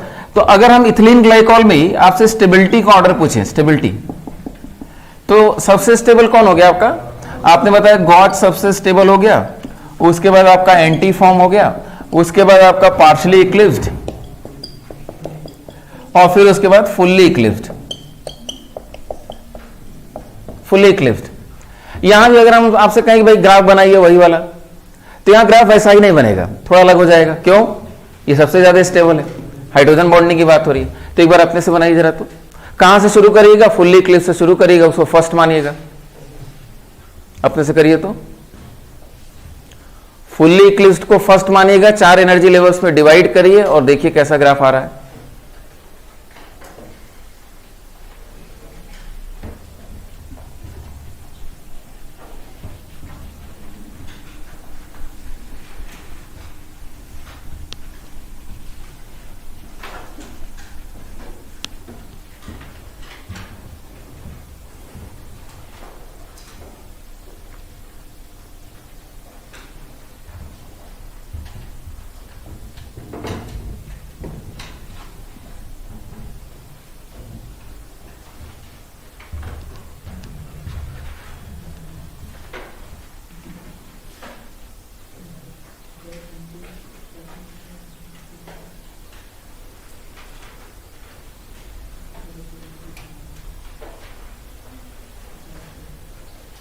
बातचीत नहीं करी भाई,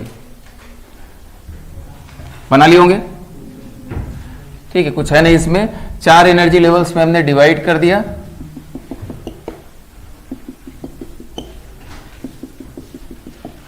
डाइहेड्रल एंगल की बात कर लिया, 0 डिग्री, 60 डिग्री,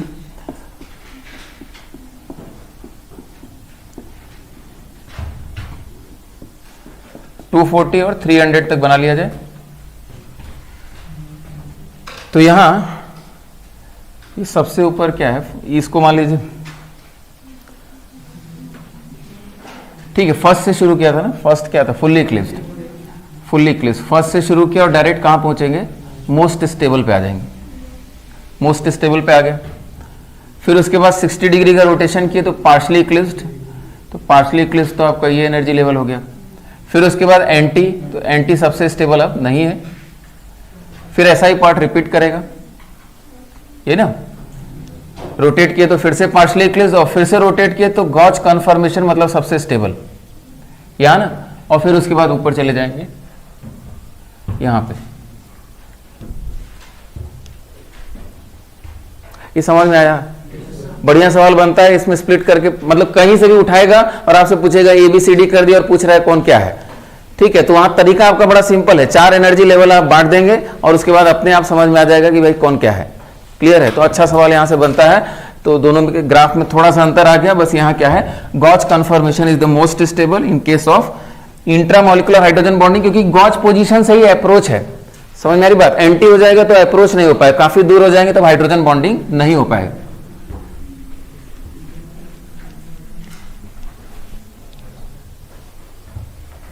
हो गया? अपने से बना लीजिएगा भाई, इसमें कुछ है नहीं।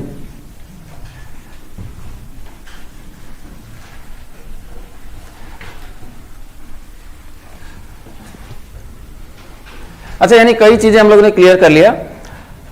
डिफरेंट टर्म्स की बात कर लीजिए एक बार फिर से। डिफरेंट टर्म्स की अगर हम बात करें तो टॉर्सनल स्ट्रेन मेरे ख्याल से क्लियर हो गया।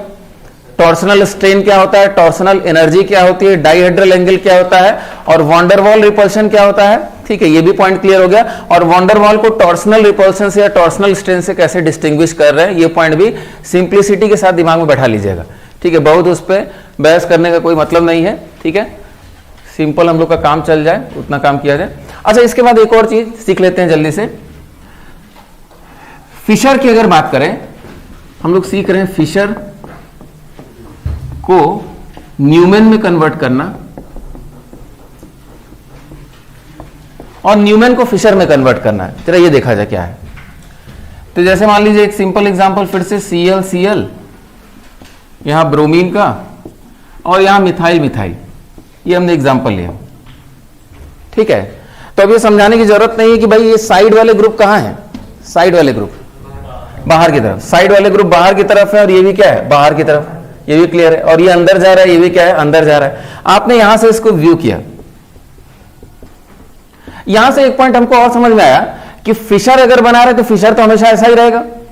आप ये तो कर नहीं सकते कि इसको रोटेट करके, रोटेट यहां करेंगे नहीं, क्यों, क्योंकि ये दोनों अंदर चले जाएंगे। तो इसीलिए फिशर की क्या प्रॉपर्टी होती है, Fischer is always eclipsed. Fischer हमेशा ही इक्लिप्स्ड होता है। क्यों? क्योंकि ये ऐसा ही होगा और ये ऐसा ही होगा, तो मतलब इसके पीछे क्या है, ये है, तो इसका मतलब फिशर इज ऑलवेज इक्लिप्स्ड। इस पॉइंट को लिखा जाएगा। न्यूमैन बना के और समझ लेते हैं। यहां से आपने व्यू किया, ये आपका फ्रंट हो गया, ये आपका सेकंड हो गया, तो जरा इसको बनाया जाए, जैसा दिख रहा है वैसा ही बना लेंगे। तो क्या दिख रहा है हमको जरा बताइए।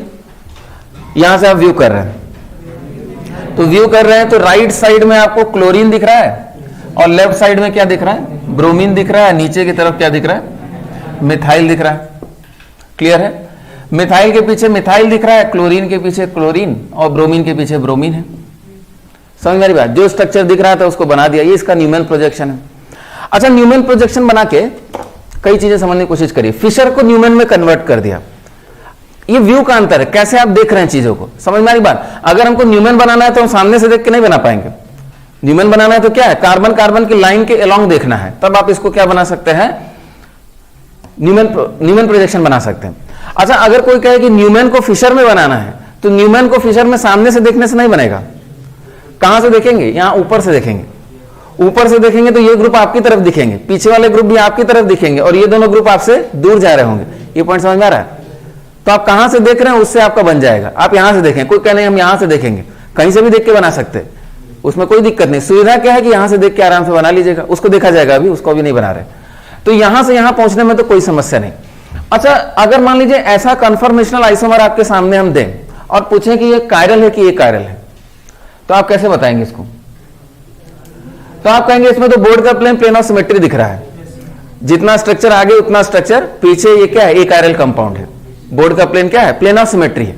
अच्छा, मान लीजिए सामने वाले को फिक्स करके हम पीछे वाले को रोटेट कर दें। हम सपोज 180 डिग्री क्लॉकवाइज रोटेट करते हैं, या मान लीजिए पहले 60 डिग्री का रोटेशन देते हैं, तो यहां आपका मिथाइल हो गया, यहां आपका क्लोरीन हो गया, यहां आपका ब्रोमीन। 60 डिग्री का रोटेशन दिया जाए, ब्रोमीन यहां हो गया, क्लोरीन यहां हो गया और यहां क्या हो जाएगा, मिथाइल हो जाएगा। समझते चलिएगा। ये आपका फर्स्ट हो गया, रोटेट कर दिया, ये आपका सेकंड हो गया।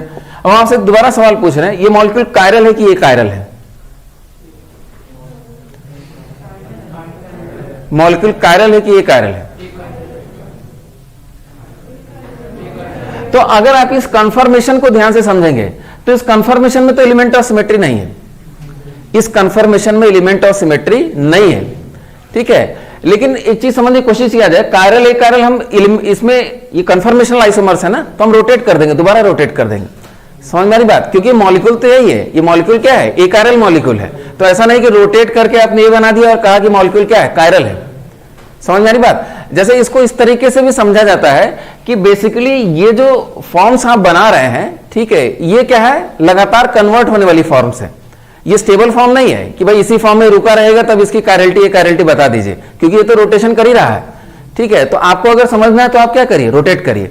तो रोटेट करने का ऑप्शन ये है कि भाई आप दोबारा रोटेट कर दीजिए, सब एक दूसरे के पीछे चला जाएगा तो क्या हो जाएगा, कायरल हो जाएगा, सॉरी ए कायरल हो गया, प्लेन ऑफ सिमेट्री मिल गया। तो यानी ऐसा कंपाउंड आपके सामने अगर आएगा तो आप करेंगे क्या, रोटेट करेंगे और कोशिश करेंगे कि सब एक दूसरे के पीछे चला जाए। और अगर नहीं गया तो मॉलिक्यूल क्या होगा, कायरल होगा, और चला गया तो ये कायरल होगा।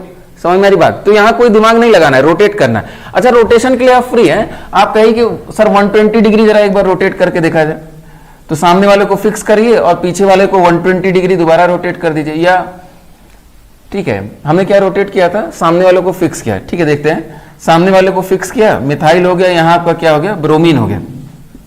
हम चाह रहे हैं कि इस सिस्टम से देखिए आप 180 डिग्री क्लॉकवाइज रोटेट करिए, या इसी को 120 डिग्री जरा रोटेट करिए, तो ब्रोमीन यहां चला आया, क्लोरीन यहां चला आया और यहां क्या हो जाएगा, मिथाइल हो जाएगा। ये आपका थर्ड हो गया। तो फिर से आपके सामने सवाल कि क्या ये कायरल है कि ये कायरल, तो ऑब्वियस सी बात है सभी ये कायरल होंगे। यहां तो सीधे सीधे आपको सेंटर ऑफ सिमेट्री दिख रही होगी, सामने वाले कार्बन और पीछे वाले कार्बन के बीचों बीच क्या है, सेंटर ऑफ सिमेट्री है। समझ में आ रही बात? ठीक है, तो ये सेंटर ऑफ सिमेट्री इसमें दिख गई। तो मतलब कोई भी स्ट्रक्चर हम बनाएंगे आप गेस कर लेंगे कि भाई ये है क्या, कैसे रोटेट करेंगे। तो जब भी ये स्ट्रक्चर आपके सामने आए तो आप इसको रोटेट कर दीजिए। सबसे आसान क्या है कि ऐसा बना लीजिए, ठीक है, अपने आप आपको समझ में आ जाएगा कि तीनों ही फॉर्म क्या है, ए कायरल है और ये आपस में क्या है, कन्फर्मेशनल आइसोमर्स है। ये आपस में क्या है, कन्फर्मेशनल आइसोमर्स हैं, एक ही मॉलिक्यूल को घुमा घुमा के बना रहे हैं। क्लियर है? अच्छा, इसका अगर मान लीजिए हम न्यूमैन प्रोजेक्शन बनाना चाहिए या सॉहर्स प्रोजेक्शन बनाए, तो जरा सॉहर्स प्रोजेक्शन इसका देखिए। तो आपको ये समझ में आ रहा है कि ब्रोमीन और क्लोरीन, तो हम ब्रोमीन ऐसे बना दिए और क्लोरीन सपोज यहां बना दिए, यहां क्लोरीन बना दिया और नीचे क्या बना दिया, मिथाइल बना दिया। 100 हॉर्स प्रोजेक्शन। इस ब्रोमीन और क्लोरीन के बीच पीछे क्या है? ब्रोमीन और क्लोरीन के बीचों बीच पीछे क्या है? मिथाइल है, क्योंकि स्टैगर्ड कन्फर्मेशन है। तो मिथाइल आप बीचों बीच ऐसे बना लीजिए, ये आपका मिथाइल हो गया, यहां आपका क्या हो गया, इधर मान लीजिए क्लोरीन हो गया और इधर क्या हो गया आपका ब्रोमीन हो गया। तो एक चीज समझने की कोशिश करिए, कोई आपसे पूछेगा कि ये कायरल है कि ये कायरल है, तो हमको क्या करना है? हम ये नहीं बनाएंगे, हम सीधे सीधे यहां पकड़ेंगे कि हमको क्या दिख रहा है, सेंटर ऑफ सिमेट्री दिख रहा है। ये बीचों बीच क्या है, सेंटर ऑफ सिमेट्री मॉलिक्यूल क्या है, ए कायरल है। अगर कुछ और भी बना रहेगा, जैसे मान लीजिए हमको यहां ऐसे दिया हुआ है, ठीक है, यहां आपका मिथाइल है, यहां आपका क्लोरीन है और यहां आपका क्या हो गया, ब्रोमीन हो गया। हमको यहां पूछ रहा है, तो हम क्या करेंगे, हम इसको दोबारा एंटी क्लॉकवाइज रोटेट करेंगे। हम इसको क्या करें, हम इसमें कुछ नहीं बनाने जा रहे हैं, हम दोबारा इसको क्या करेंगे, एंटी क्लॉकवाइज रोटेट करेंगे, सच दैट मिथाइल और मिथाइल क्या आ जाए, अपोजिट आ जाए। अपने आप आपको सेंटर ऑफ सिमेट्री नजर आने लगेगा। ये पॉइंट समझ में आ रहा है? या आप फ्री है, कैसे भी रोटेट करिए, फिर से 60 डिग्री क्लॉकवाइज रोटेट कर दीजिए, तो मिथाइल यहां आएगा, यहां क्या आ जाएगा, क्लोरीन आ जाएगा, यहां क्या आ जाएगा, ब्रोमीन आ जाएगा, प्लेन ऑफ सिमेट्री दिखने लगेगी। समझ में आ रही बात क्या बोले? ठीक है। तो अगर ऐसे 4 मॉलिक्यूल बना दो, पूछे कायरल एक कायरल, तो करना कुछ नहीं है, आपको क्या करना है, आगे वाले को फिक्स करके पीछे वाले को रोटेट करिए। या तो सेंटर ऑफ सिमेट्री खोज लीजिए या तो प्लेन ऑफ सिमेट्री खोज लीजिए, दोनों नहीं मिलेगा तो मॉलिक्यूल क्या है, कायरल है। समझ में आ रही बात? ठीक है। तो इसका मतलब इस स्ट्रक्चर में हमको कुछ नहीं करना था, अपने आप आपको समझ में आ जाएगा ये मॉलिक्यूल क्या है, ए कायरल है। कैसे जाना आपने, ए कायरल है, या तो इसको एंटी क्लॉकवाइज रोटेट कर दीजिए या तो क्लॉकवाइज रोटेट कर दीजिए, अपने आप आपको एलिमेंट ऑफ सिमेट्री नजर आ जाएगी। ठीक है, बाकी इसको जरूरत नहीं हमको सब कन्वर्ट वगैरह करने की, तो ये क्वेश्चन आप कर ले जाएंगे। तो पहले इसको जरा बना लीजिए जल्दी से।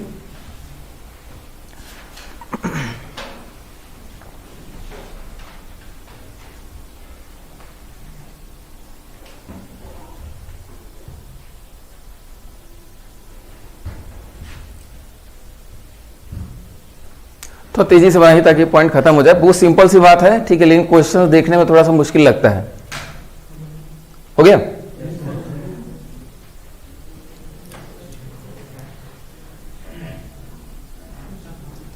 यहां हमने क्लोरीन बना दिया, यहां आपका ब्रोमीन बना दिया।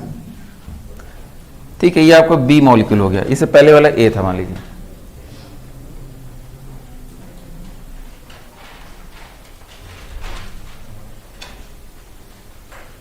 हो गया? हाँ, इसको बताइए क्या किया जाए। इसको भी व्यू किया आपने, तो ऊपर यहां अगर हम बनाए तो व्यू करेंगे तो वही सिस्टम आ जाएगा। यहां आपका मिथाइल हो गया, राइट साइड में क्या है, क्लोरीन है, लेफ्ट साइड में क्या है, ब्रोमीन है। जैसा दिख रहा है बना लिया। क्लोरीन के पीछे क्या दिख रहा है, ब्रोमीन दिख रहा है, और ब्रोमीन के पीछे क्या दिख रहा है, क्लोरीन दिख रहा है। ये पॉइंट भी आपको समझ में आ गया। अच्छा, अब कोई आपसे पूछे मिथाइल के पीछे मिथाइल है, अगर कोई आपको ऐसा स्ट्रक्चर बना के दे, ये आपका फर्स्ट डैश हो गया कि भाई ये कायरल है कि ये कायरल है, तो ये कायरल होगा। अब देखिए, घुमाने से फायदा नहीं, क्यों? क्योंकि मिथाइल मिथाइल के पीछे है, बाकी एटम पीछे नहीं जा रहे, तो आप घुमाएंगे तो क्या होगा, ये एक दूसरे के पीछे नहीं जा पाएगा। इसका मतलब कि भाई ये कायरल मॉलिक्यूल है, it is a chiral molecule, इसमें एलिमेंट ऑफ सिमेट्री नहीं मिल सकती। मान लीजिए हमने इसको रोटेट करके आपके सामने दिया, यहां आपका मिथाइल हो गया, यहां आपका क्लोरीन, यहां आपका क्या हो जाएगा, ब्रोमीन। 60 डिग्री मान लीजिए रोटेट कर दिया, क्लोरीन हो गया, यहां ब्रोमीन हो गया और यहां आपका मिथाइल हो गया। ये आपका सेकंड डैश हो गया। फिर से ध्यान समझने की कोशिश करिएगा। अगर आपसे पूछेंगे कायरल है कायरल, तो आपका काम क्या करेंगे, इसको रोटेट करेंगे और कोशिश करेंगे कि 2 एटम एक दूसरे के पीछे तो चले जाएं। समझ में आ रही बात? तो 2 एटम एक दूसरे के पीछे चले जाएंगे, तो आपने रोटेट किया, इसको इधर रोटेट कर दिया, मिथाइल मिथाइल के पीछे चला गया। लेकिन आप देख रहे हैं कि क्लोरीन के पीछे क्लोरीन नहीं गया। अब रोटेशन से फायदा होगा क्या? नहीं। तो अब आप कैसे भी रोटेट कर लीजिए, कोई फायदा नहीं, मॉलिक्यूल इज कायरल। तो ऐसे 4 ऑप्शन भी दिए रहे हैं, कोई बोलेगा कि which is chiral, which is a chiral, तो करना क्या है, आप रोटेट करिए उसको और एक दूसरे के पीछे भेजिए। 2 एटम एक दूसरे के पीछे गए, बाकी नहीं जा रहे, इसका मतलब मॉलिक्यूल क्या है, कायरल है। ठीक है, नहीं तो क्या होगा, ए कायरल होगा। समझ में आ रही बात? तो कुछ करना नहीं। इसमें सबसे अच्छा सवाल देखिए, अगर हम आपसे पूछें कि भाई सेकंड और सेकंड डैश क्या है, सेकंड और सेकंड डैश क्या है, ये सबसे अच्छा सवाल है इसका, सेकंड और सेकंड डैश। तो आप झटके से देखेंगे तो आप कहेंगे ये तो कन्फर्मेशनल आइसोमर से आगे बढ़ जाएंगे। They are not conformational isomers, they are diastereomers. ये कन्फर्मेशनल आइसोमर्स नहीं है। कन्फर्मेशनल आइसोमर्स सेम मॉलिक्यूल का कन्फर्मेशन बनाएंगे ना, समझ में? ये तो मॉलिक्यूल ही डिफरेंट हो गया। लेकिन कैसे पहचानेंगे कि दोनों डिफरेंट मॉलिक्यूल है? रोटेट करेंगे। आप इसको रोटेट करेंगे तो सब एक दूसरे के पीछे आ जाएगा और ये क्या हो जाएगा मीजो, और उसको रोटेट करेंगे तो ऑप्टिकली एक्टिव, तो इसका मतलब कंपाउंड ही क्या है, डिफरेंट है। इसमें गलती का सबसे ज्यादा चांस है भाई। ऐसे 4 ऑप्शन बना देंगे तो आप तुरंत क्या बोलेंगे, कन्फर्मेशनल आइसोमर से आगे बढ़ेंगे, रोटेशन से चेंज हो रहा होगा, ठीक है। जबकि ये कंपाउंड ही क्या है, डिफरेंट है। सेम कंपाउंड को रोटेट करके उसके कन्फर्मेशनल आइसोमर्स बनाए जाते हैं। ये मेरे ख्याल से आपको क्लियर हो गया, तो इसको बना लीजिएगा। और second dash and second are conformational, sorry are diastereomers, they are not conformational isomers, ठीक है। तो इस पॉइंट को लिख लेते हैं।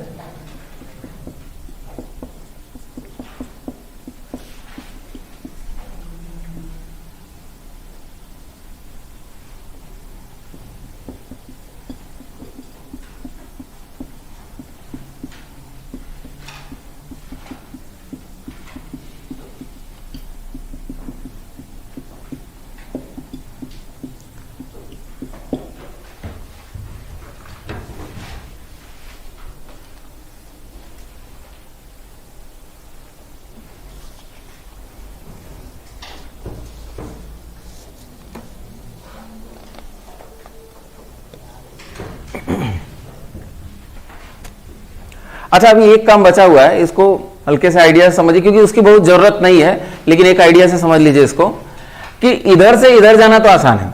इधर से इधर कैसे गया, व्यू कर लिया आपने और जो दिख रहा था उसको बना लिया। कोई कहे कि भाई इधर से हमको इधर आना है, जैसे कोई कहे कि इसका हमको न्यूमैन प्रोजेक्शन चाहिए, इसका न्यूमैन प्रोजेक्शन बनाइए। तो सबसे पहला पॉइंट कि न्यूमैन प्रोजेक्शन स्टैगर्ड का नहीं होता है, किसका होता है, इक्लिप्स का होता है। न्यूमैन प्रोजेक्शन इक्लिप्स का होता है, तो आप रोटेट करके पहले कहां ले जाएंगे, इक्लिप्स में ले जाएंगे, और इक्लिप्स में ले जाने के बाद इसको व्यू करेंगे। आपने इधर से इसको क्या किया, व्यू किया। अच्छा, व्यू किया, जैसा दिख रहा है वैसा बनाना है। तो एक पॉइंट समझने की कोशिश करिएगा कि जैसे मान लीजिए, ध्यान समझिएगा इस पॉइंट को, कि ये आपका सामने वाला कार्बन है, ठीक है। आपको ऊपर से दिख क्या रहा है, ये क्लोरीन आपकी तरफ दिख रहा है और ब्रोमीन भी क्या है, आपकी तरफ दिख रहा है।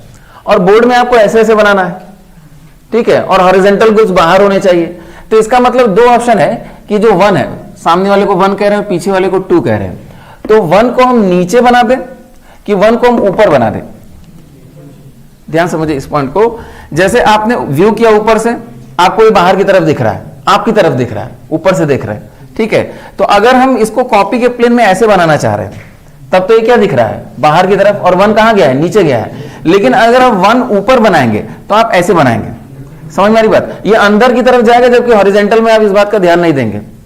ये पॉइंट समझ में आया, नहीं समझ में आया भाई। ये ग्रुप्स ऐसे है, आपकी तरफ है, सिंपल सी बात है। ये V मान लीजिए आपकी तरफ है, एक यहां अगर V बना लिया जाए, ठीक है, तो ये आपका V है, V आपकी तरफ है, आप ऊपर से देख रहे हैं इसको। और आपको फिशर बनाना है, फिशर में हॉरिजॉन्टल ग्रुप्स कहां होते हैं, बाहर की तरफ होते हैं, और ये आपका 1 है।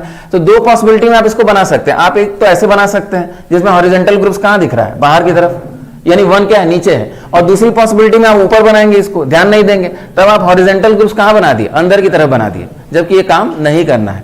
तो इस पॉइंट को मेरे ख्याल से आप समझ गए कि इधर से इधर आने का रास्ता तो ठीक है, इधर से इधर आप आ रहे हैं, लेकिन आप 1 को कहां बनाएंगे, नीचे बनाएंगे, 2 को ऊपर बनाएंगे, जैसा दिख रहा है वैसे बना लीजिए। समझ में आ रही बात, ठीक है। इसी चीज को अगर मान लीजिए पूरा हम रोटेट करते हैं, फिर से ध्यान समझने की कोशिश करिए, पूरा हम इसको रोटेट करते हैं, ठीक है, पूरे स्ट्रक्चर को रोटेट कर देते हैं। मिथाइल आपको ऊपर चला गया, ठीक है, पीछे क्या हो गया, मिथाइल हो गया, पूरा रोटेट कर दिया। क्लोरीन इधर चला गया, और इधर क्या हो गया, ब्रोमीन हो गया, यहां आपका क्लोरीन हो गया, और यहां क्या हो गया, आपका ब्रोमीन हो गया। ध्यान समझिएगा फिर से भाई, स्ट्रक्चर वही है, ठीक है। सामने वाले को भी पूरा रोटेशन दे दिया, पीछे वाले पूरा स्ट्रक्चर को घुमा दिया हमने। मॉलिक्यूल क्या चेंज हुआ, नहीं चेंज हुआ। इसको अगर फिशर में कन्वर्ट करना है तो व्यू कहां से करेंगे, यहां से करेंगे, ठीक है। और सामने वाला फर्स्ट है, पीछे वाला क्या है, सेकंड है। तो सामने वाला क्या है, फर्स्ट है। तो आपको दिख क्या रहा है, नीचे से दिख रहे हैं, तो ब्रोमीन आपकी तरफ है और क्लोरीन क्या है, आपकी तरफ। आपकी कैसे बनाएंगे, तो ऊपर की तरफ करेंगे, ताकि हॉरिजॉन्टल ग्रुप्स कहां जाए, बाहर जाए। तो 1 ऊपर बनाइए, 2 नीचे बनाइए। बस इसी बात का आपको ध्यान रखना है, क्योंकि फिशर बनाने के बाद आपको ये समझ में नहीं आएगा। ये क्लियर है, ठीक है। तो आपको अगर इसको कन्वर्ट करना है किसमें, फिशर में, तो आप इसको पहले इक्लिप्स बनाइए। तो इक्लिप्स में आप नीचे से भी व्यू कर सकते हैं और ऊपर से भी व्यू कर सकते हैं। अगर ऐसा बनाया तो ऊपर से व्यू करिए, ऐसा बनाया तो नीचे से व्यू करिए। लेकिन ध्यान क्या रखना है, इसमें सामने वाला ऊपर लिखिएगा फिशर में, और इसमें नीचे लिखिएगा। क्या ये दोनों कंपाउंड सेम होंगे, सेम होंगे। आप कन्वर्ट करिएगा और चेक करिएगा कि दोनों क्या है, सेम है, कोई अंतर नहीं आएगा। समझ में आ रही बात, ठीक है।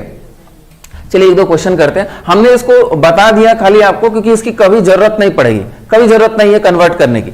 जैसे मान लीजिए हमको इन दोनों कंपाउंड्स को कंपेयर करना रहे तो हम क्या फिशर बना के कंपेयर करेंगे? हम तो डायरेक्ट रोटेट करके कंपेयर कर रहे हैं। हमको इसमें कंपेयर करना है तो हम क्या कर रहे हैं? रोटेट करके कंपेयर कर रहे हैं, कन्वर्ट थोड़ी ना कर रहे हैं। हाँ, लेकिन कन्वर्ट करना है तो आपको ये समझ में आना चाहिए कि इसका फिशर नहीं बनता, फिशर इज ऑलवेज इक्लिप्स्ड। तो लिख लीजिए इस पॉइंट को पहले, Fischer is always eclipsed, Fischer is always eclipsed, Fischer is always eclipsed.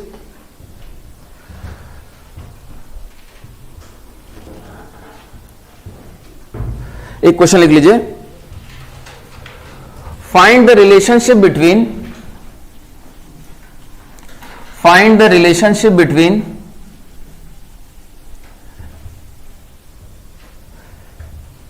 A, B, C and D.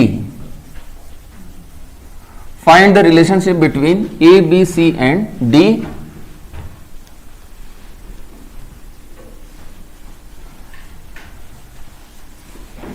देखिए सब जल्दी जल्दी जो पॉइंट हम बता रहे हैं ये हमें पता है बड़ी दिक्कत होती है इसमें, ठीक है। कुछ लोगों को तो बहुत दिक्कत होती है, तो एक बार थोड़ा सा अपने से मेहनत करेगा, है बहुत आसान चीज, ठीक है। लेकिन अब इतना समय नहीं कि बार बार हम बनवाएं, बार बार स्ट्रक्चर्स को सामने रखें, क्योंकि अभी एक क्लास और लगेगी कंफर्मेशन में और उसमें उसको खत्म करना है।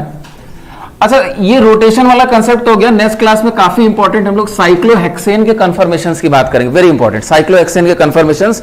क्वेश्चन लिख लेते हैं, इसके बाद क्लास नहीं है ना?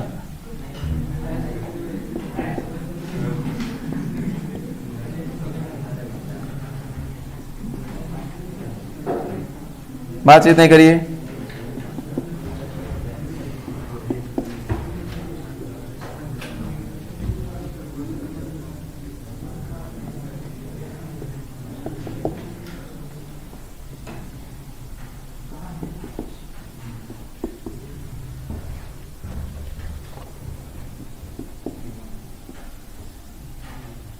अगेन आप ITR सेक्शन में जाइएगा, काफी बढ़िया सवाल, इस टाइप के प्रोजेक्शन बने हुए, सॉहर्स प्रोजेक्शन बने हुए, न्यूमैन प्रोजेक्शन बने हुए, फिशर बने हुए, सबको पूछना आपस में क्या है, ठीक है। लेकिन आपको कंसेप्ट समझ में आ गया कि करना है इसको कैसे कैसे अप्रोच करना है, तो ये क्वेश्चन कर लेते हैं, इससे आपको आइडिया लग जाएगा।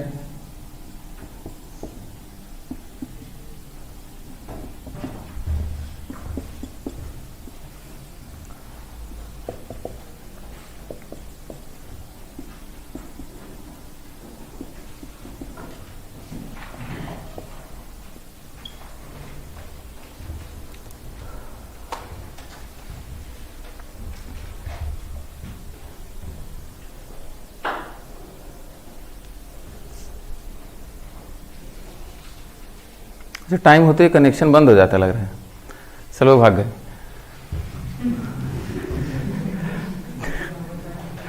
डेढ़ घंटा हो गया, आप क्या किया?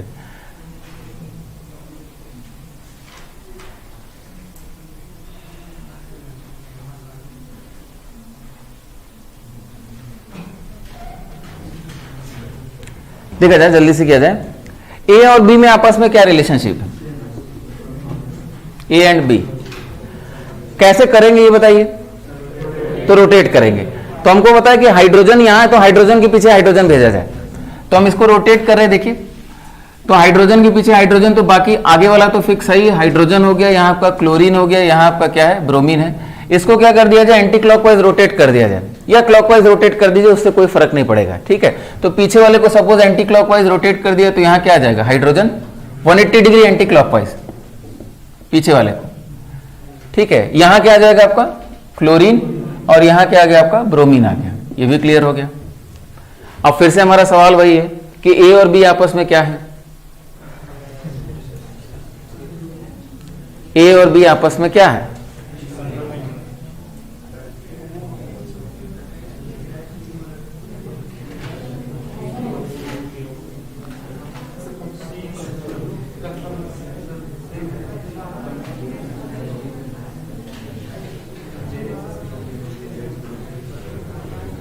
फालतू दिमाग लगा रहे हैं भैया आप लोग में। इस पूरे स्ट्रक्चर को, पहली बात ये देखिए, क्या ये कायरल है? क्या बोर्ड का प्लेन प्लेन ऑफ सिमेट्री है? नहीं है। हाइड्रोजन के पीछे हाइड्रोजन है, सब एक दूसरे के पीछे नहीं गया, तो ये मॉलिक्यूल क्या है? कायरल है। ये कंपाउंड क्या कायरल है? कायरल है। इस पूरे स्ट्रक्चर को इसके बगल में रख दीजिए, क्या इसकी मिरर इमेज है? अरे बोलिए, तो ये इसकी क्या है? मिरर इमेज है। इसका मतलब दोनों क्या है? Enantiomers. They are enantiomers, they are not conformational isomers, they are enantiomers. अगर सुपर इंपोज हो जाता तो हम कहते कि भाई कन्फर्मेशनल आइसोमर्स है, दे आर इनैंशियोमर्स। अरे पॉइंट समझ में आ रहा है? ये किसके कन्फर्मेशंस बने हुए हैं? यहां आप हाइड्रोजन बना लीजिए, यहां Cl बना लीजिए, यहां Br बना लीजिए और इसकी मिरर इमेज बना लीजिए। ये फर्स्ट हो गया, ये आपका फर्स्ट डैश हो गया। समझ में आ रही बात? हमने इसका कंफर्मेशन बनाया और इसका कंफर्मेशन बनाया और आपसे पूछ रहे हैं, ठीक है? तो करने का तरीका क्या है कि आपने क्या किया, पहले तो एक जैसा लिखा और फिर देख लिया कि बगल में क्या है, इसकी मिरर इमेज है, ठीक है? तो A एंड B आर इनैंशियोमर्स। भाई मुश्किल सवाल है तो ध्यान दीजिए, और उतने ही आसान है, ठीक है? नहीं तो वो तो लगेगा ही कन्फर्मेशनल आइसोमर्स है, डाइस्टीरियोमर्स है, कुछ ना कुछ बोल के समझ लीजिए उसको। हाँ, A और B क्या हो गए आपके? इनैंशियोमर्स हो गए। दूसरा तरीका आपके पास लेंदी क्या है कि आप इसका क्या बनाइए, फिशर बनाइए, इसका फिशर बनाइए व्यू करके और फिर कंपेयर करिए, RS कॉन्फ़िगरेशन लिख लीजिए और लास्ट में कुछ भी नहीं समझ में आएगा आपको, ठीक है? क्योंकि जब ये कंसेप्ट नहीं समझ में आया तो उतना करने के बाद कुछ समझ में थोड़ी ना आएगा, ठीक है? A और C आपस में क्या है? A और C, तो A और C को फिर से हम उसी फॉर्मेट में ले आए, पूरे स्ट्रक्चर आगे और पीछे को दोनों को रोटेट करेंगे हम। तो दोनों को रोटेट किया जाए कितना? 180 डिग्री। तो 180 डिग्री जरा रोटेट कर दें तो देखा जाए क्या बना। तो 180 डिग्री पूरा रोटेट कर दिया तो यहां ब्रोमीन हो गया, यहां आपका हाइड्रोजन हो गया, यहां आपका क्या हो गया? क्लोरीन हो गया। ब्रोमीन के पीछे क्लोरीन, क्लोरीन के पीछे ब्रोमीन, उठा के इसके ऊपर रख दीजिए, क्या हो गया? सुपर इंपोज हो गया। मतलब they are homomers, they are conformational isomers या होमोमर्स बोल सकते हैं, जैसा जो ऑप्शन हो। समझ में आ रही बात? तो दे आर बेसिकली होमोमर्स, या एक ही स्ट्रक्चर है, ठीक है? कन्फर्मेशनल आइसोमर्स भी बोलना सही नहीं होगा, दे आर सेम स्ट्रक्चर्स, क्योंकि रोटेशन का एंगल भी आना ही दिख रहा। हाँ, A और D, A और D आपस में क्या है? A एंड C आपके होमोमर्स हो गए, A एंड D। तो अब आप ध्यान से समझने की कोशिश करिए, जरा इसको रोटेट करिए। इसको रोटेट किया, मान लीजिए इसको यहां रोटेट किया तो ब्रोमीन यहां चला गया, क्लोरीन यहां चला गया, सब एक दूसरे के पीछे चले गए। ये तो क्या है? मीजो कंपाउंड है, और मीजो कंपाउंड है तो इसका रिलेशनशिप क्या हुआ? डाइस्टीरियोमर्स हुआ, दे आर डाइस्टीरियोमर्स, ठीक है? एक बात और ध्यान दीजिएगा कि मॉलिक्यूलर फॉर्मूला भी सेम होना चाहिए, क्योंकि आप लोगों को बहुत जल्दी बेवकूफ बनाया जा सकता है। यहां हम आयोडीन लिख देंगे और आप लोग कहेंगे कि डाइस्टीरियोमर्स है। समझ में आ रही बात? उस चीज पे ध्यान ही नहीं देंगे कि मॉलिक्यूलर फॉर्मूला चेंज हो चुका है, ठीक है? तो चेंज हो चुका है तो स्ट्रक्चरल आइसोमर्स हो गए सर। समझ में आ रही बात? They are not isomers. तो इस चीज का भी आप ध्यान दीजिए। ये समझ में आ गया लास्ट वाला? दे आर डाइस्टीरियोमर्स, ठीक है? एक मीजो कंपाउंड है, एक क्या है? Optically active form. क्लियर है? तो इस क्वेश्चन से मेरे ख्याल से आपको क्लियर हो गया। थोड़ा और पढ़ लिया जाए? क्यों, पढ़ने से एलर्जी है? एक क्वेश्चन लिखिए, नंबर ऑफ स्टेबल कन्फर्मेशंस, बातचीत नहीं, number of stable conformations with non zero dipole moment, number of stable conformations with non zero dipole moment, number of stable conformations with non zero dipole moment. इसके question पूछा, ideas question है, stable conformations non zero dipole moment की बात करा और Fisher projection दिया हुआ है। तो हमको करना क्या है? पहले इसको न्यूमैन में कन्वर्ट कर देना है, और स्टेबल बोला है, इसका मतलब क्या कि हम लोग को गॉस कन्फर्मेशन की ही बात करनी है। गॉस कन्फर्मेशन मतलब इसकी मैक्सिमम आंसर कितना हो सकता है? 3 से ज्यादा नहीं हो सकता, या 3 से घट सकता है। जैसे इसकी अगर बात करें तो इसका डाइपोल मोमेंट क्या है? इसका डाइपोल मोमेंट क्या है? नॉन जीरो है, इसका नॉन जीरो है। लेकिन अगर मान लीजिए इसी को हम रोटेट करें, ठीक है, 120 या रोटेट किया जाए, उससे फायदा होगा, देखा जाए क्या सब एक दूसरे के अपोजिट आ सकते हैं?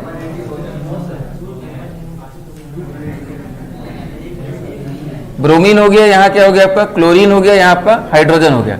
कितना रोटेशन किया जाए?